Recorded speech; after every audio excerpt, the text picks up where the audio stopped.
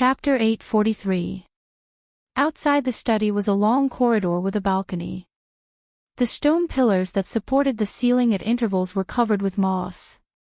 The sunlight passed through the shade of the oak trees and left golden spots on the walls and floor. A few sparrows landed on the railings of the balcony. After Brando taught the Roman a good lesson, he opened the door and walked out. The birds immediately fluttered their wings and flew away. He looked at the scene and closed the door with a click. It was as if he subconsciously wanted to say, "Scarlett, prepare the carriage, we're going to Port Gris." But just as he opened his mouth, Brando was stunned. In his memory, the girl with a long ponytail always leaned on her spear and leaned against the second stone pillar in the corridor. Sometimes she would feed the sparrows with bread crumbs. He had seen this scene several times. The girl was quiet, but beautiful like a character in a painting. But now, the second stone pillar was empty, leaving only the mottled sunlight shining on the moss. Brando sighed. He could not help but smile bitterly. In the distance, at the spiral staircase at the end of the corridor, Amandina, who was holding a stack of parchment documents in the dark, also sighed quietly. She saw her lord standing there with a lost expression and understood. Her knuckles were a little white, and she almost accidentally crumpled the parchment. But those were the most important documents in the territory, and the lord had not looked at them yet. She was shocked by her own actions and hurriedly let go of the parchment, but she accidentally scattered the rolled-up parchment on the ground. Amandina was stunned. She bit her lower lip, then bent down and picked up the parchment one by one. She touched the necklace in her collar in a daze. It was a necklace that had lost its pendant, but she seemed to feel that the pendant was still in place. She pressed on the empty spot. But when she finally reacted, the girl looked at Brando in the distance with a complicated expression and silently retreated.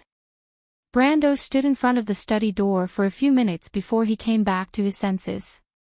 It seemed that since some time ago, he had been used to the silent mountain girl beside him.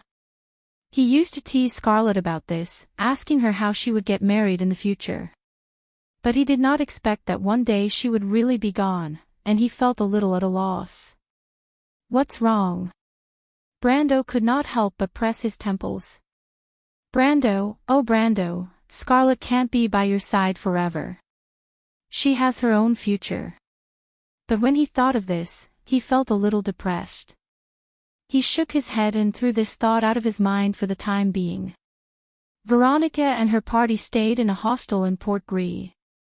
It was only half a day's journey from Castle Abes to Port Gris by carriage. Brando understood that the lady did not want to stay in Abes for her own reasons. After all, she was the commander of the Empire's army, and it was not surprising that she could not get too close to a foreign count. Not to mention, the Empire's wanted criminal, Greysword Saint Mephistopheles, was still living in Brando's castle. It was reasonable for her to stay away or at least make a gesture. But what really puzzled Brando was why Veronica wanted to see him now. It had been more than 2 weeks since they arrived in Tonajol. Logically speaking, she should have returned to the Empire long ago. Her mission here had also come to an end. Not to mention, she had the Empire's eldest son and the Folded Sword Knight Regiment with her. He really couldn't figure out what the female Legion commander was thinking. He didn't understand why she was so worried and hesitant. The interior of the Empire was peaceful. Other than some uneasiness at the border, it didn't seem like anything major was about to happen. With such doubts in his mind, he walked through the corridor and down the stairs. When he passed through the hall outside, several apprentices of the Shire were arguing about some magic-related issues. Because the Shire's wizard tower was built in the castle, his apprentices also lived in the servants' rooms in the castle. Fortunately, the wizard world had strict rules, so these apprentices did not bring too much trouble to the life in the castle. When the apprentices saw Brando, they stood up respectfully and greeted the young lord. Brando also nodded in response. These people were selected from the children of adventurers or local small nobles. Most of them, or the families behind them, were grateful to the Lord for such an opportunity. Wizards with real heritage were very rare in Wonde. Most of the academic wizards were from the Buga branch, but how could the knowledge of the Silver People be so easy to learn? Even in Cruz, only Miss Scholar Shido was qualified to be favored by the Silver People. It was precisely because of this that wizards with heritage, whether it was in Erewhon or Cruz, had a very high social status, far superior to those charlatans. Charles, on the other hand, was a descendant of the Black Tower mages. Even if he was only a branch of the Buga mages, he was still considered to be from a prestigious family. The opportunity to become an apprentice of such a mentor was like a pie falling from the sky for these small nobles in the remote countryside, not to mention those poor adventurers who lived in poverty. Hence, it was not surprising that they had such thoughts. Amandina also saw this point. She advised Brando to take this as an opportunity to win people's hearts, and allocate the few places to those who were truly loyal to him, such as the daughter of the Copper Dragon Redo, Sue. With such a connection, all the reliable people would be firmly tied to his war chariot of interests. But Brando himself did not see it that way. In his eyes, this was not just a vanity fair. These young wizard apprentices should be the future of Tonajol. An army without a wizard regiment would always be regarded as a third-rate army in Wonde, not to mention the coveted floating fleets of Cruz and the Wind Elves, each of which was operated by a wizard. It could even be said that wizards were the high-tech soldiers of Wonde. Every one of them cost a lot of money to cultivate, but it was absolutely worth it. And this was only the 1940s, the era when the Slate War had not yet begun. Of course, some of Amandina's statements were also reasonable, and the Shire had mentioned more than once that Sue was quite talented, so Brando also accepted part of it. In fact, he himself was also quite optimistic about the girl who seemed to be only left with healthy wheat-colored skin and a head full of fine braids. The calmness she showed in the Battle of Ampere Seal was simply amazing. This was the most basic quality of a wizard, but not many people could do it well. Sue's performance in this aspect was more outstanding than most wizards before she was a wizard. It could be seen that as long as she could feel the lines of law, she would have a bright future one day. And as a bonus of this decision, as Amandina had said, the Copper Dragon Redo was indeed very grateful to him. The veteran who had experienced the November War could remain calm in the face of death, but his daughter was his only weakness. He originally wanted to leave a property for Sue, but he did not expect to encounter the invasion of Madara. Now that Sue had the opportunity to become a wizard, although she would not have a prominent position in the future, at least she would not have to worry about food and clothing. The key was that she would not have to live under someone else's roof, which was especially satisfactory to Redo. However, there were also some negative effects. Several times, that guy secretly came to inquire about his intentions in a roundabout way, asking if he was interested in his daughter. That guy actually thought that he could not see through his probing. Brando felt that his intelligence was severely underestimated, and there were several times when he angrily chased that guy back to Maxon territory. In fact, this was not a case. At one time, it was very troublesome for him. For some reason, the probability of women having magical talent in Wonde seemed to be much higher than that of men. Although it was often easier for male wizards to become true geniuses, like the Shire and Fleetwood, the number of female wizards was greater than that of male wizards. This was an indisputable fact. This directly led to the Shire having more female subordinates than male subordinates.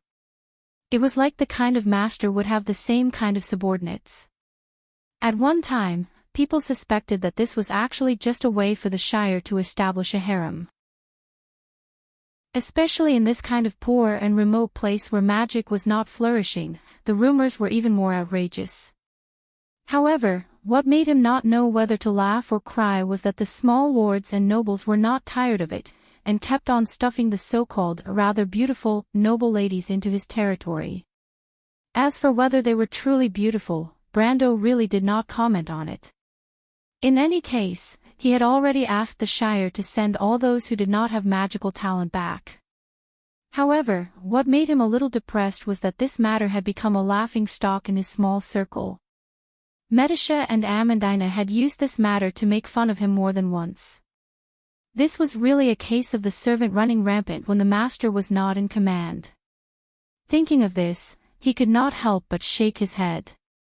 As he walked out of the arched door of the hall, he suddenly frowned as he smelled the aroma of barbecued meat. He stopped, turned around and asked, "What's that smell?" The faces of several of the Shire's apprentices changed, and they all began to stutter. "The Shire did not teach you the silent spell, did they?" Brando had actually guessed a bit, and could not help but ask in a bad mood. Sure enough, as soon as his voice fell, one of the girls with a small round face and some cute freckles on the tip of her nose, who was said to be the youngest daughter of the city's Silversmith Guild's president, was so scared that her face turned pale. She stuttered and replied, My Lord Count, Mr. Sheeta did not let us say it." Sure enough, Brando shook his head. Even Alaz had been taken away, and this guy was still at large. However, this was a good thing for him. After all, Sheeta had signed a contract with him. No matter how ridiculous the contract was, if Sheeta was really taken back to the Dragon Clan, then he would have lost a lot. He waved his hand, indicating that the girls did not have to worry, and then turned around to follow the smell of charcoal with the aroma of meat. He did not know what this guy was roasting, but he could only hope that he did not set the castle on fire.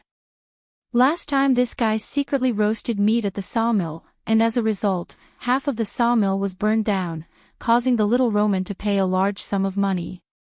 In the end, the merchant girl was fine, but the housekeeper Amandina was so heartbroken that she could not sleep well for a few days. He turned around a corner of the castle that was covered with vines, and saw Sheeta squatting behind a grape trellis, secretly tending to a bonfire.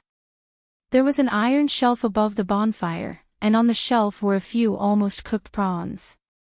This foodie was holding bottles and jars and smearing seasoning on them. Needless to say, this set of things must have been stolen from the kitchen. This guy did not have much combat power, but his ability to steal chickens and dogs was first class.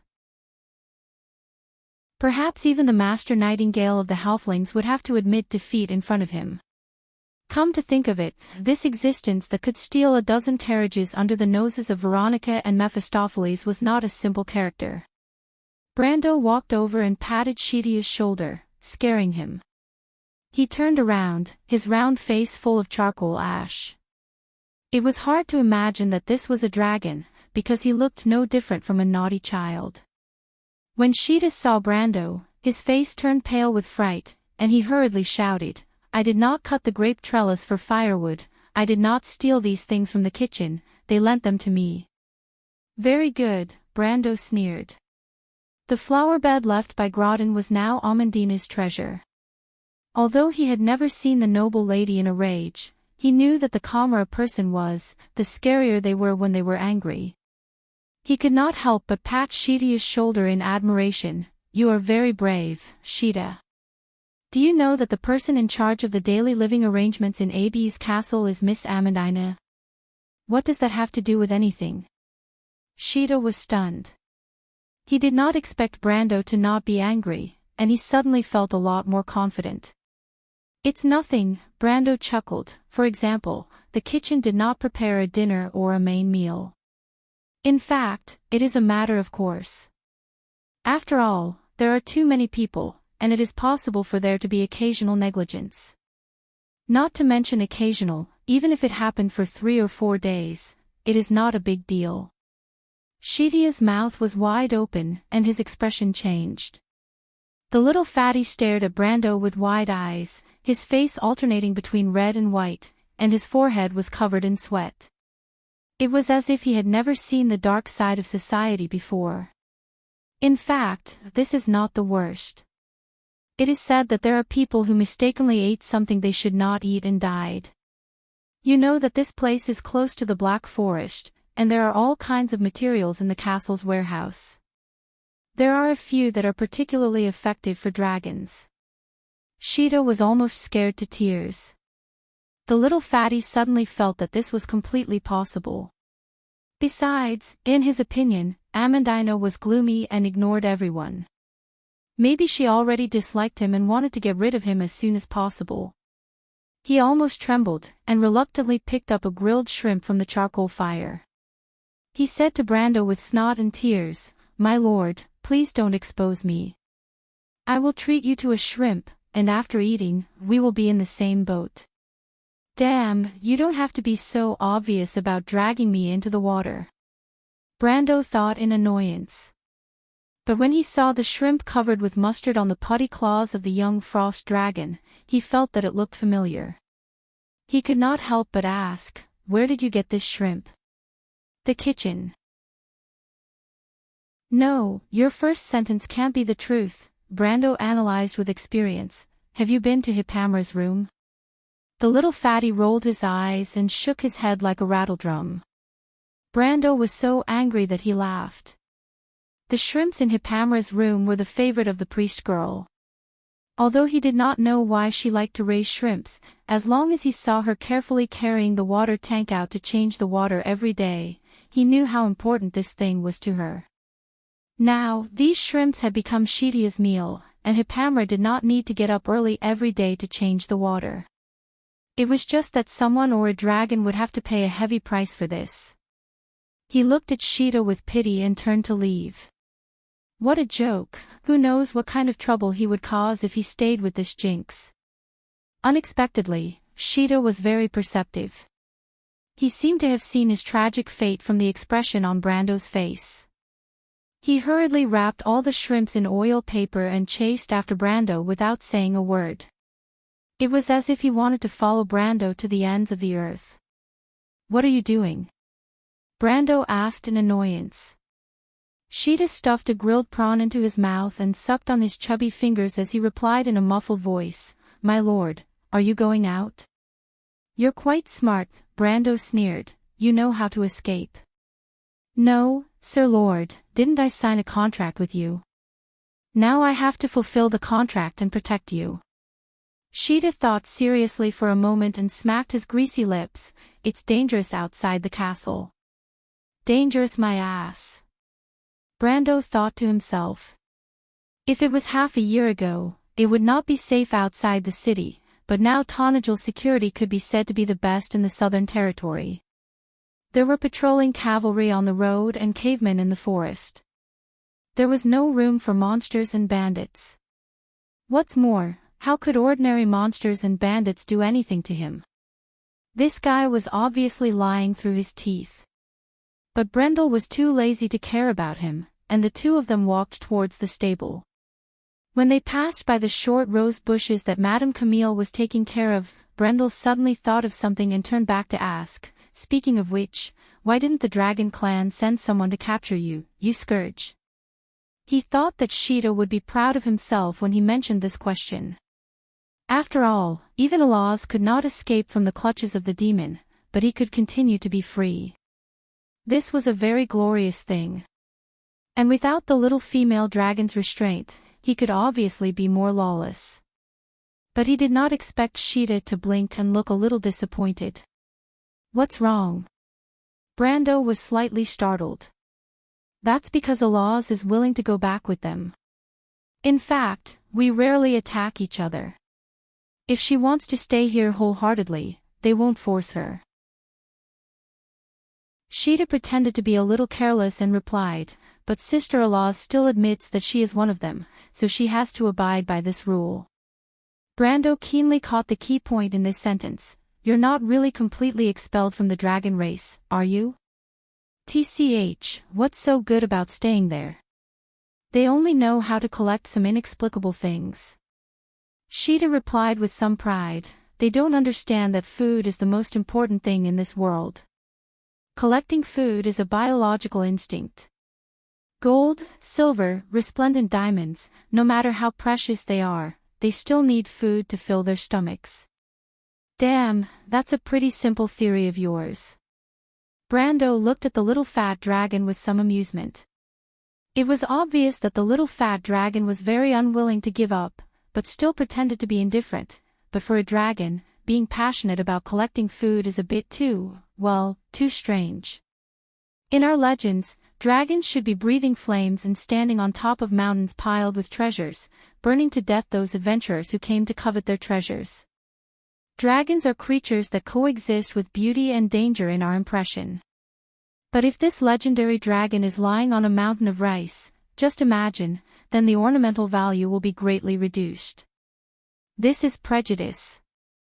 Sheeta could not help but jump up and down. P.S. Wait a minute, there's another chapter.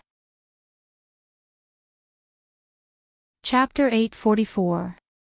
Brando thought that he would have to prepare the carriage himself, but when he arrived at the courtyard, there was already a four-wheeled carriage parked on the main road under the shade of the trees. The black carriage had the exclusive emblem of the Abbey's. Other people in the castle rarely used carriages, so this carriage was most likely prepared for him. Although he was still a little puzzled, who knew that he was going out? Could it be Medisha? Although the silver elf princess was polite, she would never do the work of a servant. He went around to the other side of the carriage and saw Amandina waiting by the door. Amandina's eyelids were drooping, and she was holding a large volume of documents in her hands, obviously waiting for his arrival. "My lord is going to Port Gris, the carriage has been prepared for you." Amandina crossed her hands and placed them on her skirt above her knees. She stood by the door and said respectfully, "There are biscuits and pastries in the carriage drawer. I ordered the kitchen to make them, because if we go now, we won't be able to make it in time for dinner. In addition, there is some recent information about the Empire under the table. Although it is not much, I think it will be useful for my lord." She was still rambling, with a straight face, as if she was reciting a book. Brando's heart was filled with warmth. He was still thinking about who arranged the carriage for him, but who else could it be? Other than Amandina, who else could try to organize his messy schedule, and frown and preach to him with a straight face? She advised him to have a more regular life and schedule. Apart from this slightly quiet girl, who else would be able to lower herself like this? It was almost impossible to remember that she was once a well-educated young lady from a noble family. She was the only one. "Thank you, Amandina." Brendel stood in front of Amandina, and Sheeta was still sucking his chubby fingers one by one behind him. He smiled slightly. The last breeze at the end of summer was blowing through the canopy of the castle, rustling. The birds flapped their wings through the gaps between the branches in the sunshine, and the sound of their wings seemed to cover the whispers in the woodland. Amandina trembled slightly. She looked up at Brando, her dark eyes contained a layer of complicated light, and then silently lowered her head again. "This is what I should do," she opened her mouth and complained softly. "If it was a Roman lady, my lord, you wouldn't be polite enough to say thank you to her." Brando was surprised to see that her face was red all the way to her neck, as if this sentence used up all her courage. He carefully savored the meaning of this sentence. The girl's heart was like a silent flowing song that had unknowingly filled his heart. He reached out and held the door handle, passing by Amandina. The two of them seemed to be unable to see each other. Brendel opened the door and replied, "Indeed, I won't." He let go of her hand, straightened up, and faced Amandina, and answered seriously, "But I won't tell her. Get in the car, Amandina, and come with me to meet the envoy from the Kurlutz Empire." For a moment, Amandina stood there in a daze. The wind at the end of summer seemed to be too noisy, the clouds moved slowly in the blue sky, and time seemed to flow backward for a moment. A teasing smile appeared on Brando's lips. "Do you need me to help you get in the car, my lady?" "No, no need." Amandina lowered her head, as beautiful as a swan, but she felt her face was hot. "There are still a lot of things in the territory, a lot of documents I haven't dealt with yet. I'd better not go, I'll leave it to my lord. Aren't these documents in your hands? We'll deal with them in the car. It's still half a day from here to Port Gris, we have plenty of time. Tanagel's late summer and early autumn scenery is beautiful. I want to see this land that belongs to us. Come with me." Brando interrupted her and opened the door. Amandina was still a little hesitant, but the heavy sweetness in her heart finally won over her reservations, and she lowered her head and sat in the car. She finally understood that his lordship had sensed her feelings. This was enough, for Amandina, for her, this was enough. The girl's hands were almost cramped on her knees, clutching her skirt tightly, and her head was almost buried in her chest shyly. She had never expected to go further, and this was already good enough. Brando then got in the car, and Sheeta also shamelessly squeezed in. The three people in the car did not speak, and the quiet air was filled with a faint fragrance, both the smell of summer's incense and the thoughts of a young girl. The carriage rumbled, slowly passing through the castle gate, crossing the suspension bridge, passing through the prosperous streets, and after leaving the city of Abes, it gradually turned into a continuous rural landscape, rolling hills, green fields, distant woods, windmills, and shining rivers. The carriage passed through the lush avenues, crossing the stone bridge paved with white stones, and the scenery of Tonajol had long formed a coherent picture. Brando sat by the window, silently watching all this. His heart was filled with a kind of comfortable warmth. In this world, he was no longer alone. Many people lived because of him, and he lived because of many people. People needed each other, and civilization existed because of this bond. Warmth, love, and family were like a constant voice in the blood, knocking on everyone's heart. It existed forever, and it was endless. Milos and Kohua had asked the same question: what was the true meaning of this dark, ignorant, and humble civilization and order? It was not as glorious as the ancient times, nor as vigorous and unyielding as the Silver Age, but the answer might be in this. Because of kindness and hope. Port Gris was no longer the same as before, and it was difficult for nostalgic people to find the taste of the past here, but no one was noisy. Today, the harbor had 15 snow-white trestles that went deep into the blue bay, and the bay shore had long been dug deep enough to anchor the big ships with snow-white sails. Neat cobblestone streets ran through the east, west, north, and south, and caravans filled with goods shuttled back and forth, dividing the new harbor into a neat shape.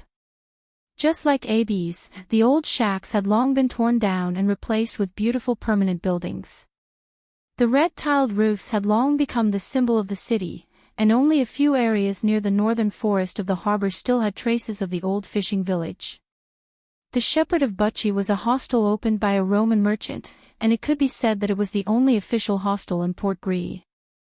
However, this hostel in the downtown area was not as crowded as other places, and only merchants with the permission of the Count of Tonajol could stay here. Occasionally, Medisha, Amandina, and other people from the castle would stay here temporarily when they came to the harbor. Therefore, this hostel was not so much a commercial hostel as it was an official relay station of Tonajol. However, there were many guests staying in the hostel recently, but these guests were different from before. Most of them had blonde hair and blue eyes, and although they were polite, it was inevitable that their noses grew on their foreheads. The people of Erewhon found it difficult to accept the arrogant attitude of the people of Cruz towards foreigners, although sometimes this attitude did not come from the heart, or rather, it was a habit formed naturally by the accumulation of pride over a long period of time. But in the words of the owner of the hostel, a veteran of the Red Bronze Dragon mercenaries, it was really enough.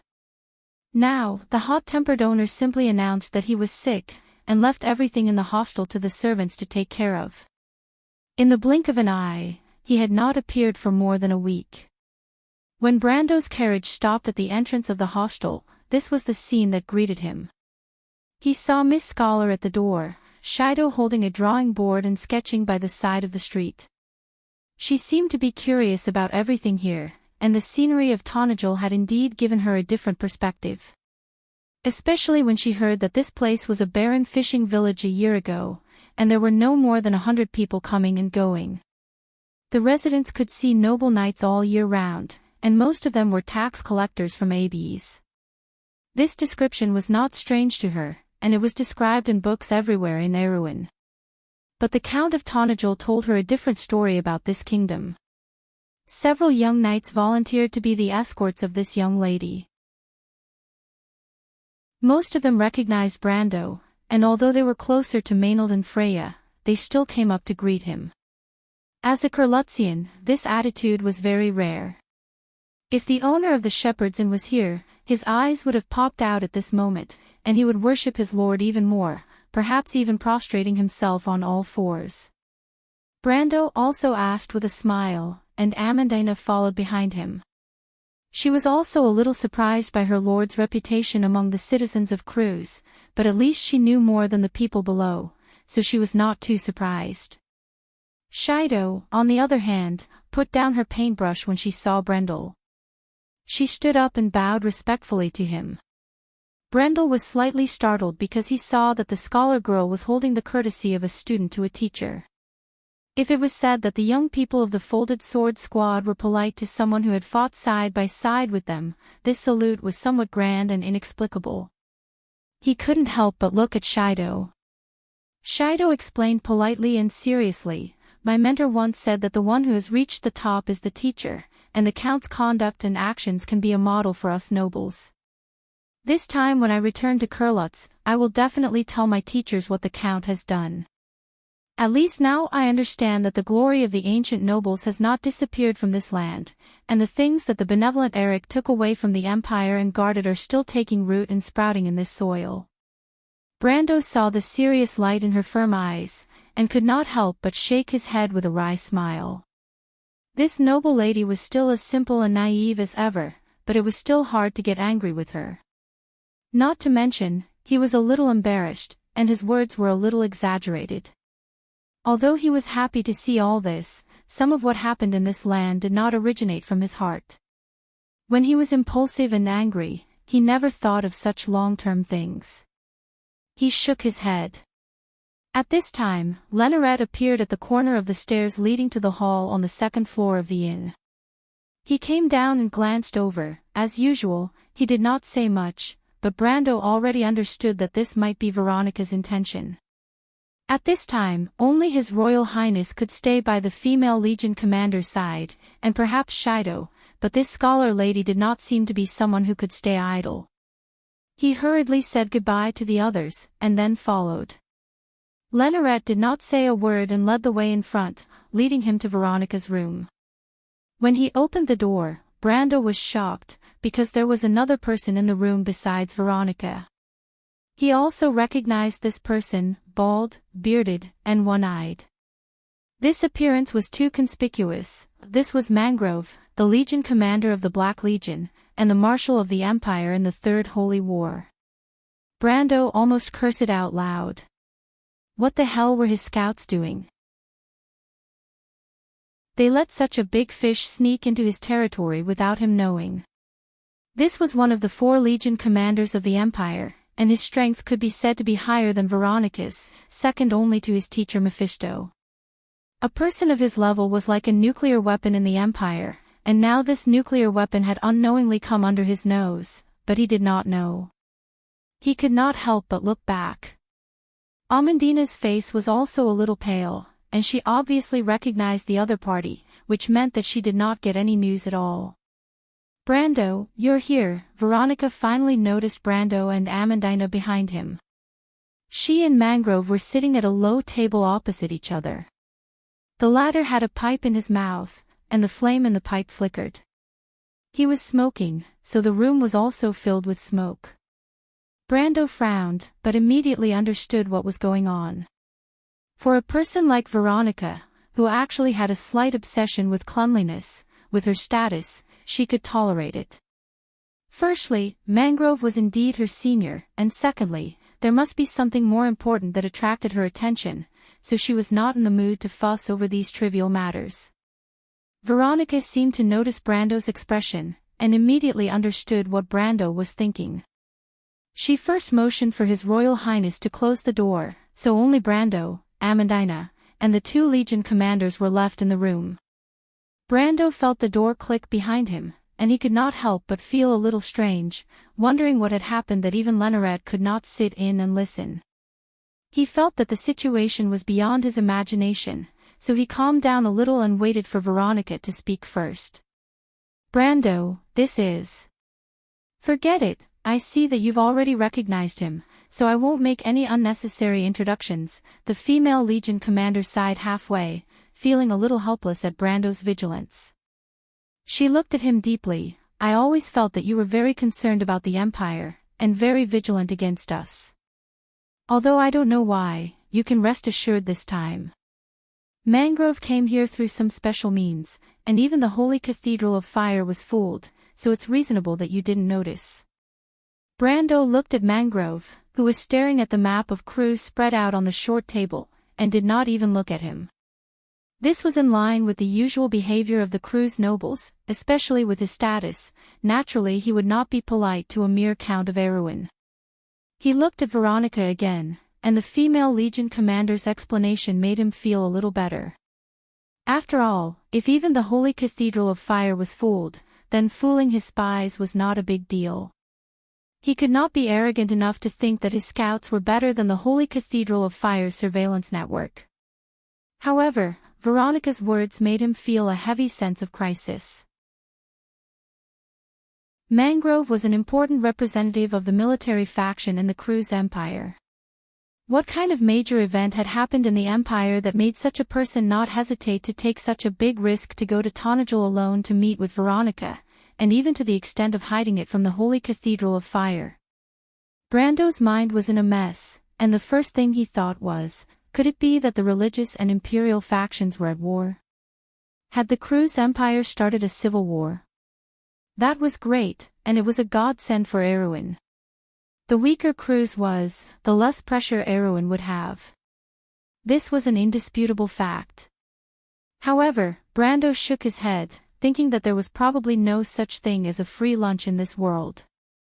Cruz's current empress father had taken back the right to speak in the Empire from the religious faction with the help of the Prime Minister. Less than 100 years had passed, and the position of the imperial faction was still very stable. Moreover, the Holy Cathedral of Fire did not seem to be a short-sighted existence. They openly rebelled, and that was the national religion of the entire Cruz culture. Even if there were one or two idiots in the highest ranks, most of the others would still be clear-headed. Besides, Brando remembered that the person at the top of the Holy Cathedral of Fire was still the wise Vala. If it was that person, it would be impossible for his subordinates to make such a mistake. However, it was possible for Her Majesty the Empress. Brando did not know much about Her Majesty the Cruz Empress. To be honest, he was more familiar with Lenoret, the future emperor of the Cruz Empire. Although Her Majesty the Empress was tough and was known as the Iron Queen, in fact, her style of doing things was a little too self-opinionated. However, in history, she did not have 2 years to reign. This time, Lenoret would soon become the real crown prince after returning and then ascend the throne. The Cruz Empire would enter a long period of ascension, and this would also be the beginning of Erewhon's tragedy. So what was going on now? Brando looked at the two famous historical figures in front of him and suddenly felt that there was something wrong with the whole history. P.S. The second chapter of this week's weekend. I hope you have a good weekend, and by the way, roll around and beg for monthly votes. Chapter 845. Brando, do you remember when we first returned to Tonajul, I asked you to keep our whereabouts a secret and not announce it to the public? In the smoke-filled room, it was Veronica who spoke first. Brando nodded. There was indeed something going on, so Princess Griffine had to wait until Freya arrived at Valendon Castle to hear the news of their safety. The injured Maynard and her party, including the wounded of the Folded Sword Knights, were also placed in Schaflund. Ko Hua and her sister went to Valhalla, and Medisha and Hippamra's activities were mostly limited to the castle.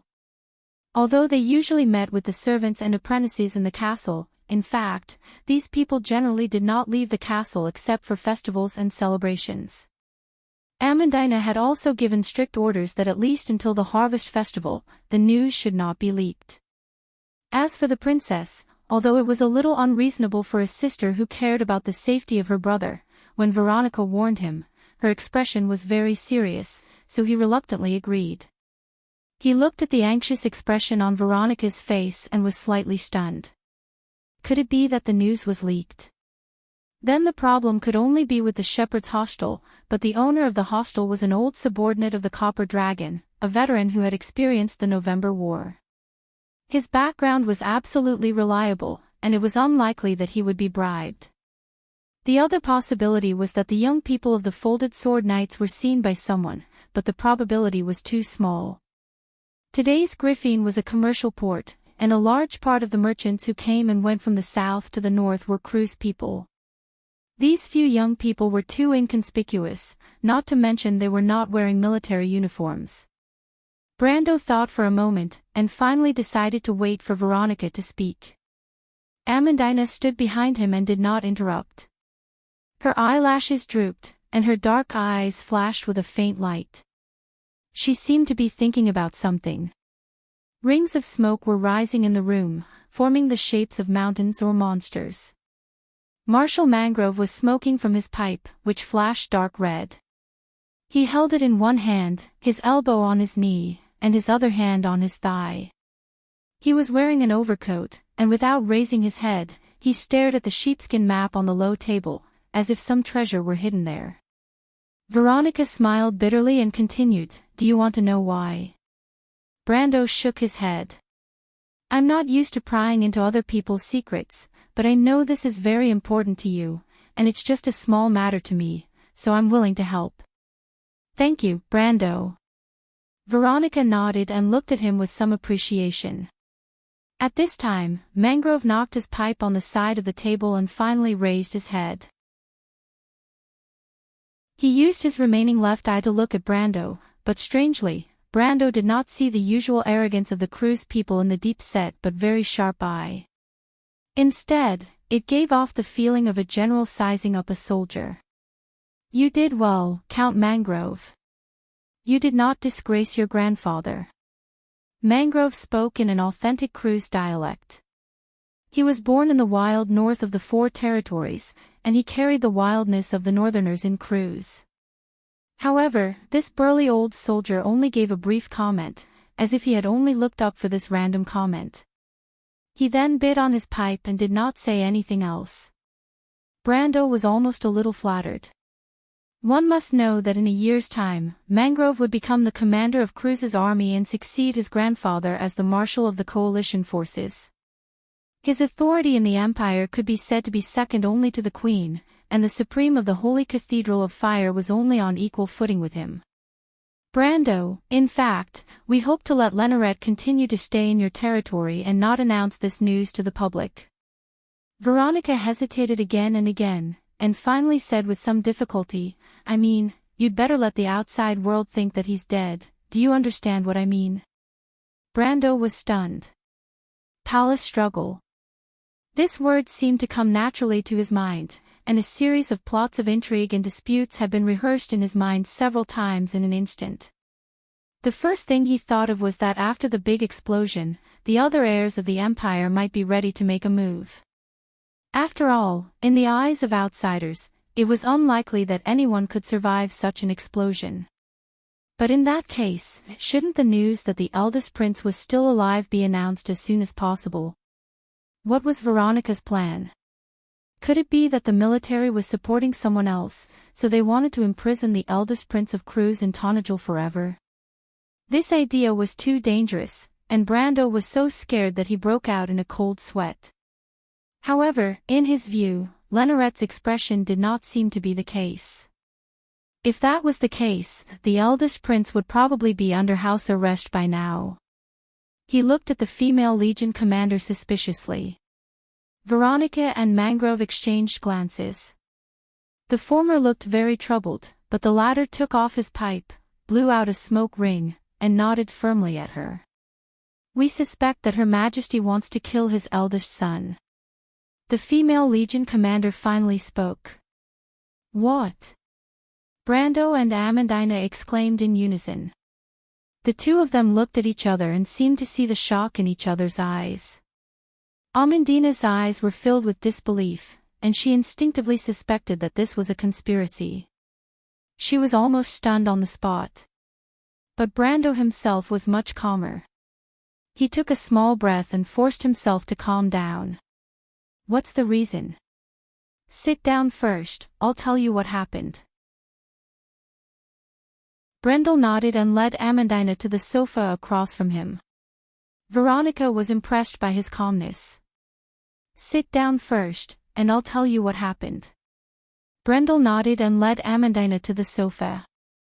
Mangrove was still smoking his pipe, and Veronica paused for a moment before she continued to tell the story of the whole incident. This matter started from the political environment of the empire. Our situation is different from Erewhon's. For the past 1,000 years, the main problem that the empire has faced has always been the dispute between the royal and religious authority. Her voice was calm and steady as she spoke. Her eyes shone with a faint green luster behind a layer of smoke. She crossed her fingers and placed them flat in front of her chest, but the truth that she spoke of did not seem to be that mysterious to Brando. The people of Cruz were founded because of the Flame King, Gretel. Just like how the late King Eric was to Erewhon, Gretel, one of the four wise ones, also left behind a belief for the people of Cruz.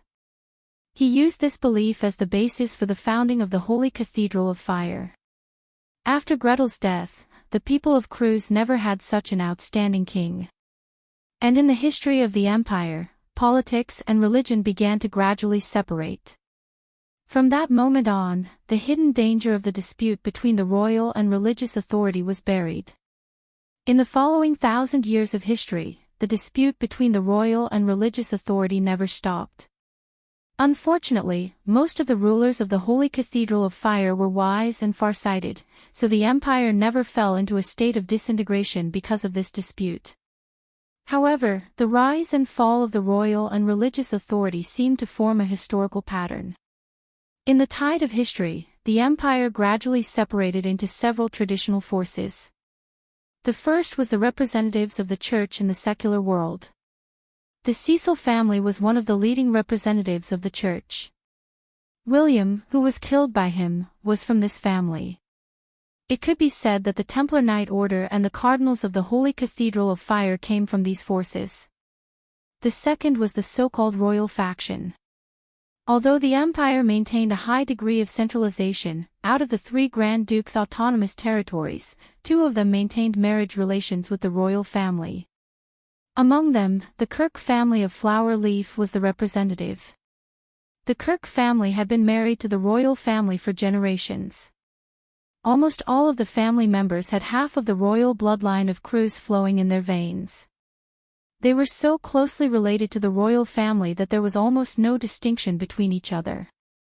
Brando met Vahina in the Loop of Trade Winds was from this family. The third faction was the military. The people of Cruz revered martial arts, and the military nobles enjoyed a very high status. The 4 generals of the empire were from 3 prominent northern noble families. The northern nobles were almost synonymous with the military nobles in Cruz. Because of the frequent battles with the main enemy of the empire, the Hazel people, the region north of Bankel produced many outstanding soldiers. In fact, most of the backbone of the military came from the northern noble families represented by Ashric, Nigel, and the Nana family. The military nobles leaned towards the royal faction, but the navy was an exception. Most of the navy of the empire came from the rich areas in the south. These rich children generally went to church schools and received a higher education. They were the staunchest supporters of the Holy Cathedral of Fire. But about 150 years ago, since the death of Rian the Pious, the religious power began to decline. 100 years ago, the Supreme of the Empire re-centralized power under the crown with the help of Prime Minister Naidevan. After that, it was supposed to be a new cycle, until the Silver Empress ascended the throne. The Empress herself was a relatively rare empress in the history of the empire. She hated the Kirk family, where her mother was from. She also lacked trust in the royal faction, but she also hated the religious power.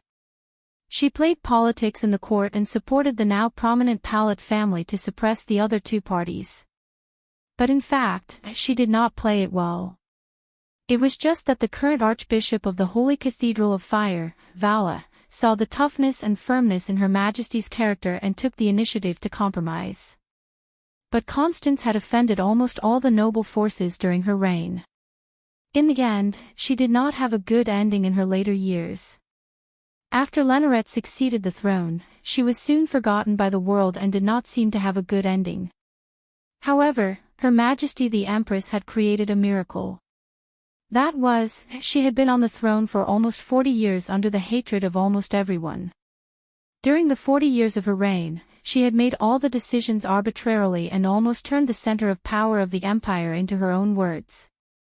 The so-called Iron Empress was, after all, not an undeserved reputation. Her Majesty has gone mad. Veronica sighed. She ordered people to draw a map of the entire continent in her room. More than once in private, she has bluntly said that her goal is to unify the entire Wond. Cruz has been expanding his army intensively for the past 10 years. We suspect that Her Majesty wants to use the Holy War as an opportunity to launch an all-out war. That's impossible. You suspect that she will kill her son because of this.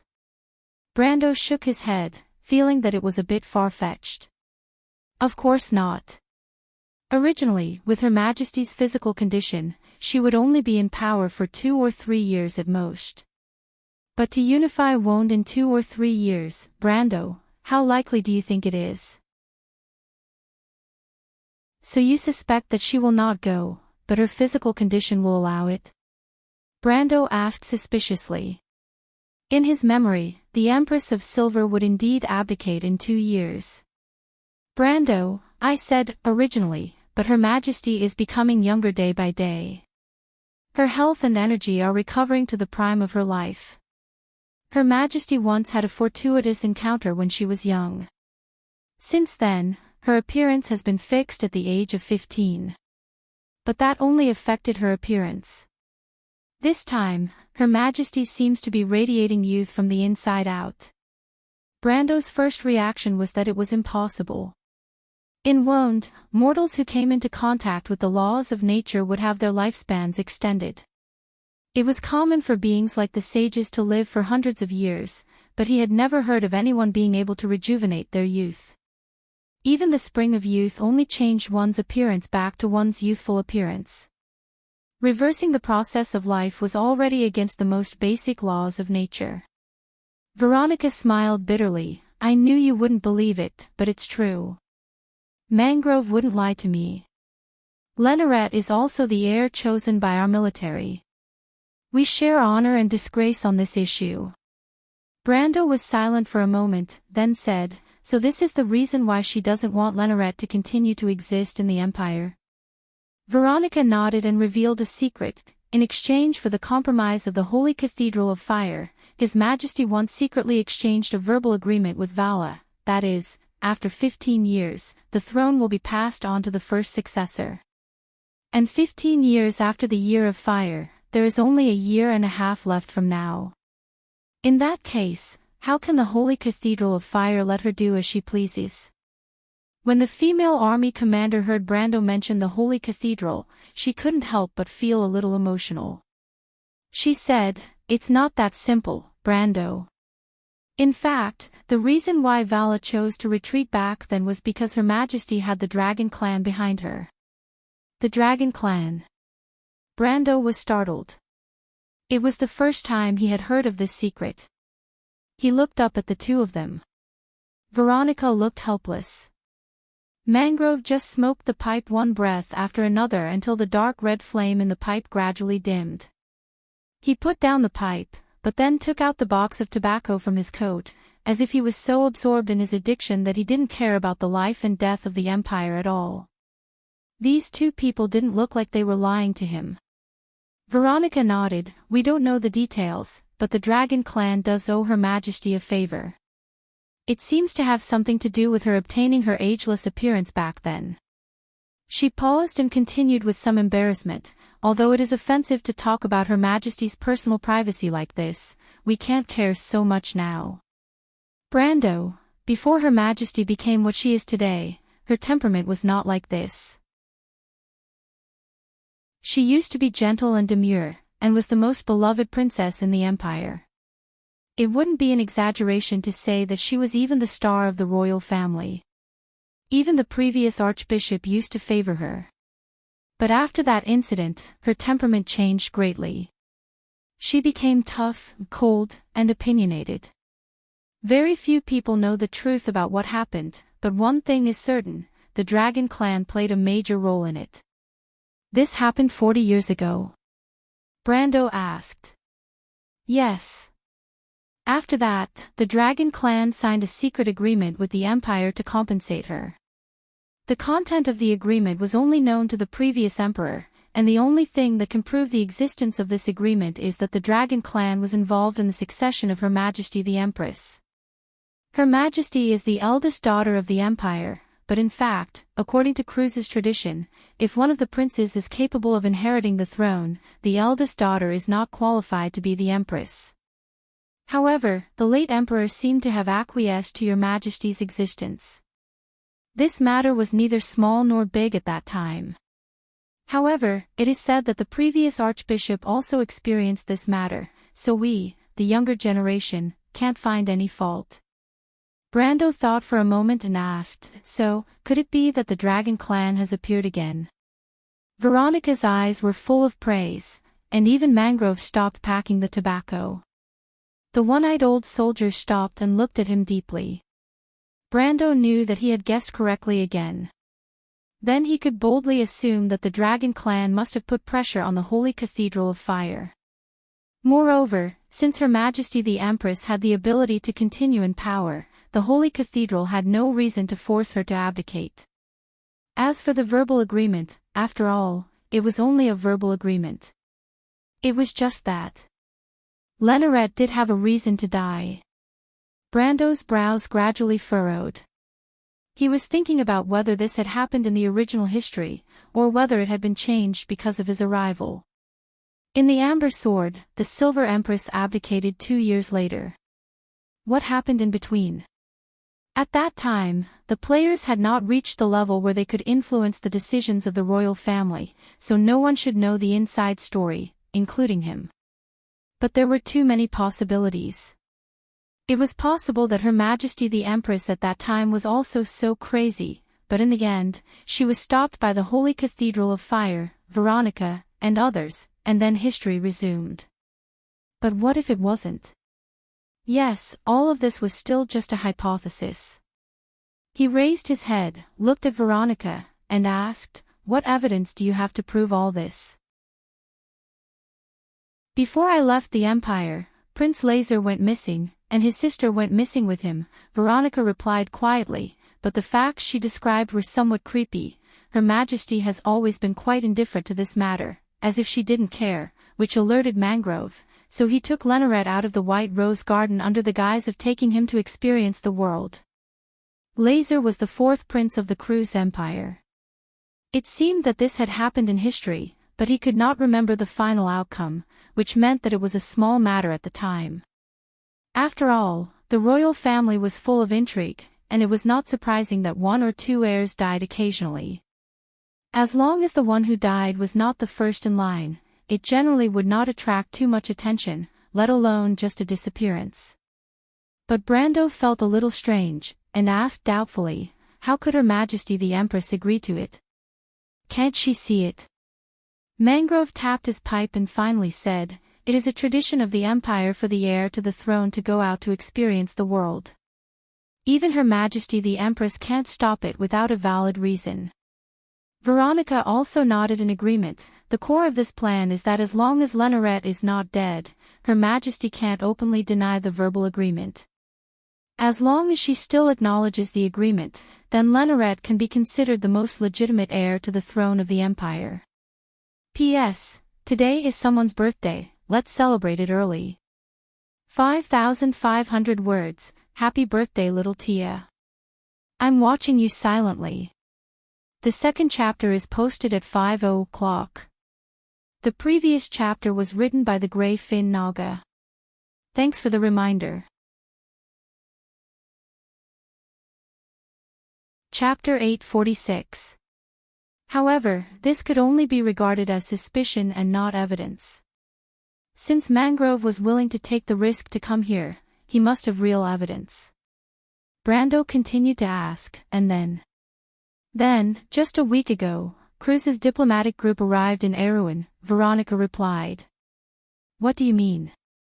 Brando frowned. This news was not new. A commander of Cruz's army and the first heir to the throne had mysteriously disappeared in the explosion. It was reasonable for Cruz to send a diplomatic group to investigate. It would be strange if they did not. He did not know why Veronica would make an issue out of this. He could not help but look at her suspiciously. On the surface, yes. Mangrove put down his pipe and replied slowly, but the problem is that there's an extra person in this envoy group. An extra person. That person is called Donis Burney, a secret envoy of His Majesty. Before he left the Empire, we learned that he came to Erewhon to confirm the death of the eldest prince. Brando seemed to suddenly understand. In other words, there was indeed someone who wanted to confirm the death of the eldest prince, and this person was very likely to be the Silver Empress, because Viscount Burney was one of her confidants. However, he was still a little cautious. The succession of the throne was no small matter, especially for an empire. He looked at the two people in front of him, thought carefully, and continued to ask, the appearance of this person can only explain one aspect of the problem. After all, the succession of the throne is not a small matter for the empire. It is reasonable for them to send someone to confirm the death of the heir. Veronica glanced at Mangrove, then replied, Indeed, but we have another witness. Who? Brando was slightly startled. He wondered if these two people had kidnapped someone from the diplomatic group and brought them to his territory. That was a little too bold. Unexpectedly, the female army commander asked, Brando, do you still remember the lizard man's sword saint you met in the spiral hall? Joe, Brando called out the name immediately. The experience of life and death had left a deep impression on him. I know this person. You know it? Veronica was a little surprised. Brando nodded. There aren't many sword saints in the first place. Besides, I'm on good terms with the Grey Fin Naga, so I'm not unfamiliar with their enemies. This person is from the Red Ring Lizard Men, and the Red Ring Lizard Men are the servants of the Dark-Scaled Naga, so I know him. He was the most famous warrior among the Red Ring Lizard Men when he was young, and he has been a sword saint for decades. It's now locked under this hostel. What? Brando wanted to jump up again. He thought that the guy had escaped back to the glittering sea after the explosion. He did not expect that he would become Veronica's captive. But he suddenly realized something and could not help but blurt out, could it be? Veronica fanned the smoke in front of her with her hand and replied, Brando, you must not know that the dark-scaled Naga has formed an alliance with Her Majesty the Silver Queen. So, a bold idea was forming in Brando's mind. The female general did not answer, but nodded affirmatively. To her subjects, discussing these issues was treacherous. If she had to say those words personally, it would be no different from treason in their relationship. But that was enough. Everything was logical in Brando's mind. This person was indeed sent by the Silver Queen to assassinate the eldest son of the Emperor, Lenoret. He could not help but feel a little funny. He originally thought that the other party was targeting him, but now he thought that it was indeed full of loopholes. If the dark-scaled Naga wanted to find a land ally, how could they choose Enrich, who was like a stray dog? He instinctively thought that since the Grey Fin Naga had formed an alliance with him, then their enemy would naturally find their enemy. But he suddenly realized that his vision was too limited to Erewhon. The reality was that the dark-scaled Naga looked down on Enrich. What they needed was a strategic ally who could support them on land, not an enemy who would cause trouble for Brando. In this way, Cruz was indeed the best choice, and if the Silver Queen did have the ambition to unify Wond, she did indeed need a partner in the ocean. What's more, when Enrich appeared in the spiral hall, his first reaction was that the other party was here to assassinate him. But now that he thought about it, there were some problems. If the dark-scaled Naga wanted to deal with him, then the best choice should be in Tanajul. Because Tanajul was close to the sea, although it was said to be his base camp, the so-called master in this base camp was actually only his teacher Mephisto. But the dark-scaled Naga chose to go deep into the deadly frost forest.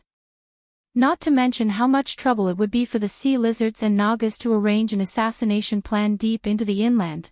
One must know that at that time, Brando had Veronica, Mephisto, and Alaz, 3 masters by his side. These 3 were known to the outside world, so the dark-scaled Naga would not have no news at all. So, Enrich's appearance there could only be because of another purpose. What was the purpose? Of course, it was not to help Enrich. The dark-scaled Naga was not a charity organization that would support the resistance group in Erewhon from thousands of miles away. One must know that this resistance group was related to All for One. But if the dark-scaled Naga had already formed an alliance with the Silver Queen, then this made sense. Enrich's target could only be the eldest prince of Cruz. Further to the conclusion, this unlucky lizard man's sword saint was very likely caught red-handed by Veronica when he was ambushing the eldest prince. Veronica in history was naturally not Enrich's opponent, but after the Battle of the Loop of Trade Winds, the strength of the female army commander had grown very quickly, far surpassing her at the same time in the Amber Sword. So, Enrich thought that it would be foolproof, and in the end, it was not surprising that it was caught off guard. In just a few breaths, Brando came to this conclusion. Since Veronica was so sure, it meant that Enrich must have confessed everything. After all, it was not a death warrior of Cruz, and it was unlikely that it would not let go. Brando crossed his hands, and for the first time, seriously considered whether to agree to Veronica's request. He could help Veronica hide the news of their arrival in Tanajul, because as he said, it was just a small matter. But this time, he had to think carefully. It was definitely an extremely dangerous thing to be involved in the battle for the succession of an empire. For supreme power, the nobles would do anything. In other words, his decision may involve the newborn Tanajul again in danger. Brando did not want to see Cruz's spies appear in the streets of Abes.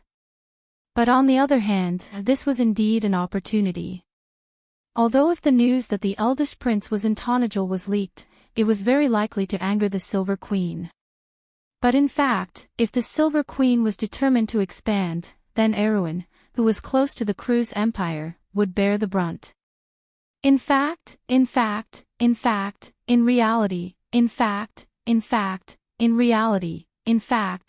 Cruz Empire, he would first face the thunder of thunder from the Empire. But in fact, if Enrich used this opportunity to rope in the military and even some of the secular forces of the Cruz Empire, when the time comes, if Her Majesty wants to do things her way, then when the time comes, the Cruz Empire will be divided internally, and there may be a civil war. If that was the case, it would be too exciting. Brando simply wanted to laugh out loud in his dreams. Not to mention that there was also the Holy Cathedral of Fire. Although there was pressure from the dragons, there was resistance when there was oppression. How could the existence of a supreme existence like Vala be willing to be trampled on by others? The Queen ruled the Cruz Empire for 40 years, and he swallowed the humiliation for 40 years. Just when liberation was about to be seen, now that the dragons were interfering, it was simply intolerable. Brando felt that if he was in Vala's position, he would not be able to tolerate it. Although Vala was known to be wise and far-sighted, even a clay man has 3 points of temper. If the Holy Cathedral of Fire were to be impulsive, then the civil war in the Cruz Empire would be 70% certain. Brando was silent for a long time, repeatedly thinking about the details and the details. He was originally not good at these tricks, so he was very slow to think about it. However, Veronica and Mangrove did not seem to be in a hurry. Veronica sat down and took a sip from her teacup. Mangrove, on the other hand, had finally packed the tobacco and lit the fire. He took a deep puff and narrowed his eyes. He seemed to be enjoying it very much. The room was quiet for a while, and Amandina stared at the two people sitting opposite her lord. She seemed to have heard an extremely ridiculous story before, but this story had now involved all of them. There was no room for her to participate in such an important decision. In fact, she did not dare to speak, and could only wait silently for Brando to make a decision. Brando finally let out a long breath. Other than letting Prince Leneret stay in Tonagel, what else do you plan to do? He asked a question. This already represented a change in attitude.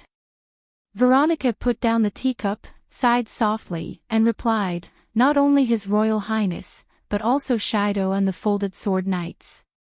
Otherwise, there will be too many people, and the news will inevitably leak out. Although they are all students I trust, this matter is too important, and I don't need to let these young people bear the responsibility. You plan to go back to the Empire? Brando heard a hint of clues. Veronica nodded. If Shido and the others can't go back, and I go back to the Empire alone, I will definitely bear the responsibility for the death of the first heir of the Empire and the destruction of the entire Folded Sword Knights. But it shouldn't be a big problem. The heir to the throne has to be prepared for all the unexpected when he goes out to experience the world. This is not unprecedented in the history of the Empire. The responsibility I will bear will only be that of improper command, and will not be aggravated by anger. Otherwise, no one in the Empire will dare to do anything in the future. Everyone understands this truth: the more you do, the more mistakes you make. She glanced at Mangrove. The three noble families in the north have all agreed that the military will do their best to protect me. I think I may be demoted, but I will keep my title. Her Majesty needs a trusted commander, and this is also part of our deal with her. But as long as Leneret is still alive, there is still a chance for everything in the future. Brando glanced at Veronica with some pity. This female commander was considered an outstanding commander in the history of the Empire. It would be a pity if she was left idle because of the internal transaction of the succession of the throne. But this was a good thing for Erwin, not to mention that he had a very small hope in his heart. Anyone could see that this commander and his teacher, the Sword of Mephisto, might have some unknown stories. If, and he meant if, in the future, the Silver Queen stirred up trouble in the Empire, and Veronica was left idle, maybe Erwin would have an outstanding duchess in the future. Although Veronica would certainly not be willing to fight with Cruz, Erwin did not only have Cruz as his opponent, but also Madara. In history, Veronica and Freya had a master-disciple relationship for a period of time, of course, during the period when the two countries were at their best. And if the two could re-establish this relationship in this period of history, and the two goddesses of war, one old and one young, would appear on the battlefield against Madara at the same time. Brando was simply excited at the thought of it. But he still said, "But have you two considered a problem? What if the situation is not as you expect? What if the eldest prince does not return to the Empire, and Her Majesty the Empress designates another heir?" Sitting on the sofa, he slowly said these words behind the veil of smoke, appearing very mysterious. Veronica and Mangrove exchanged glances. From their expressions, it could be seen that the two Empire Legion commanders had considered this question before, but the answer they gave was, "What do you think?" They still had to take a gamble. His Highness the Prince himself agrees. Veronica nodded slowly. Brendel understood that it was the Lizardmen's Sword Saint's verbal evidence that gave them great confidence. Indeed, the Red Ring Lizardmen had always had nothing to do with the Kurlutz people, and the sphere of influence of both sides did not intertwine with each other. There was really no need for them to slander the Queen of the Empire. Brando lowered his eyelids and pondered for a moment. Then he raised his head again, as if he had made up his mind, and said, "Let's discuss the details." The female commander's eyes were filled with surprise. Of course, she knew how difficult it was for Brando to make such a decision. This matter had nothing to do with him, and this young man probably made such a decision because of their relationship. This made her feel both ashamed and touched. Ever since the incident at the Loop of Trade Winds, It seemed that this young man had been helping her, and she, as his elder, had been causing trouble for him. Thinking of this, Veronica's gaze towards Brando became much friendlier. It was somewhat like a real elder looking at her own family's younger generation. She sighed, feeling a little ashamed, but she did not know that the whole thing was completely different from what she had imagined.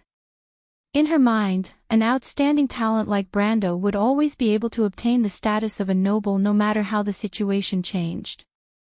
If he served the empire in the future, his status might even be higher than it was today. In the eyes of nobles like her, the power of royalty and the power of local nobles were separated. Erewhon's fate was the fate of the Erewhon royal family, and the rise and fall of Erewhon had nothing to do with local nobles like Brando. That was the truth. But Veronica would never have dreamed that Brando's kingdom of Erewhon was based on the concept of nationality. The Count's considerations were based on the interests of the entire Erewhon, so he agreed to this request. In fact, it was a beneficial and harmless hindrance to Tanajal's interests, but it was a more beneficial choice for the entire kingdom. In the eyes of outsiders, Brando suffered a great loss, but Brando himself felt that he had profited greatly. Brando certainly noticed the change in Veronica's attitude at this time. He also wondered why the female commander would suddenly be so moved, but this was a good opportunity for him. Although it had been confirmed that Prince Leneret would be given political asylum, there were too many details in it that were worth deliberating. He had to fight for the best compensation for himself. "I have a request," he said. "The entire Folded Sword Knight Regiment will stay in Tanajul. This is naturally a last resort, but the problem is that this is a knight regiment. They are all young and energetic, and there are many of them. If no one manages them, I'm afraid they will become a hidden danger sooner or later. What's more, Tanajul is not their hometown after all. To let these young people live in anonymity thousands of miles away from their hometown for reasons that have nothing to do with their own interests, this is a bit too much." He looked at Veronica and interrupted her unfinished words. "I understand, Madam Commander. You want to say that they are soldiers, and soldiers have to obey orders. But soldiers are also people, and now that they have taken off their uniforms, it will only take a while for them to forget order and glory. Without a sense of glory, they are nothing." Veronica could not help but shut her mouth after hearing this. She had to admit that what Brando said was very reasonable. She was indeed taking things for granted. Mangrove nodded. He had been in the army for a long time, so he understood the logic of the young man in front of him. He put down his pipe and replied, "What the Count said is right. How do you think we should solve this problem? I hope they can take off Cruz's uniform and join my army. As long as they stay in the land of Erewhon, they should swear allegiance to me and Prince Leneret at the same time." Brando replied, "Erewhon is going through a drastic change, and there is a place for these young people to show their skills. What's more, the army is a huge collective. Even if such a group is integrated into this collective, it will be difficult for the outside world to know about it. This can also minimize the risk of news leakage. On the contrary, the appearance of hundreds of people in any other place may attract the attention of people with ulterior motives. The most important thing is that these young people will have the opportunity to train in this land. I guarantee that when they return to Cruz in the future, you will get a group of experienced generals, not a group of resentful and useless young people. When Prince Leneret returns to the Empire one day, these young people who have sworn allegiance to him will become his right-hand men." Brando stopped his short speech and looked at the reaction of the two corps commanders in front of him. Mangrove nodded, but Brando suspected that his last sentence had moved the old soldier. Veronica hesitated for a moment. After a while, she said to him seriously, "But you have to promise me that you will protect them. Each of them is my favorite student." "Just like how I protect Freya," Brando replied. "They are Freya's comrades, and also my comrades." Veronica nodded her head in satisfaction. "You are a very good lobbyist. You can consider a career in politics. It's hard for you to deal with us soldiers. Mangrove finally concluded. He bit the pipe and blew a smoke ring. Brendel's heart was filled with ecstasy. Success. Now he had a group of gold-ranked officers, the most outstanding group of Kurlut's star officers in the future. They were now under his command. Not to mention whether the Empire would fall into civil war in the future, just such a gain was enough to wake him up from his dreams with a smile. P.S. The second update is still 5,500 words. This weekend's extra update ends here. I wish you all the best in your work and studies next week. What, you're asking me if I missed anything? Do you see the cross and the pile of firewood over there? Chapter 847. The carriage was as quiet as it was when they left. Amandina sat opposite him, and Brando opened his mouth to ask, "Amandina, what do you think of this matter?" Amandina did not speak immediately. The impact of this matter was too great for her, and it took her a moment to recover from the unreal dizziness. She replied as calmly as possible, "I think it's a little too hasty, my lord. At the very least, you should wait until after the battle with Ranner before agreeing to this matter. To be honest, this matter at hand has more advantages than disadvantages for Erwin in the future. But with your current status, it seems a little inappropriate. Although Her Highness may not be suspicious, gossip is a fearful thing.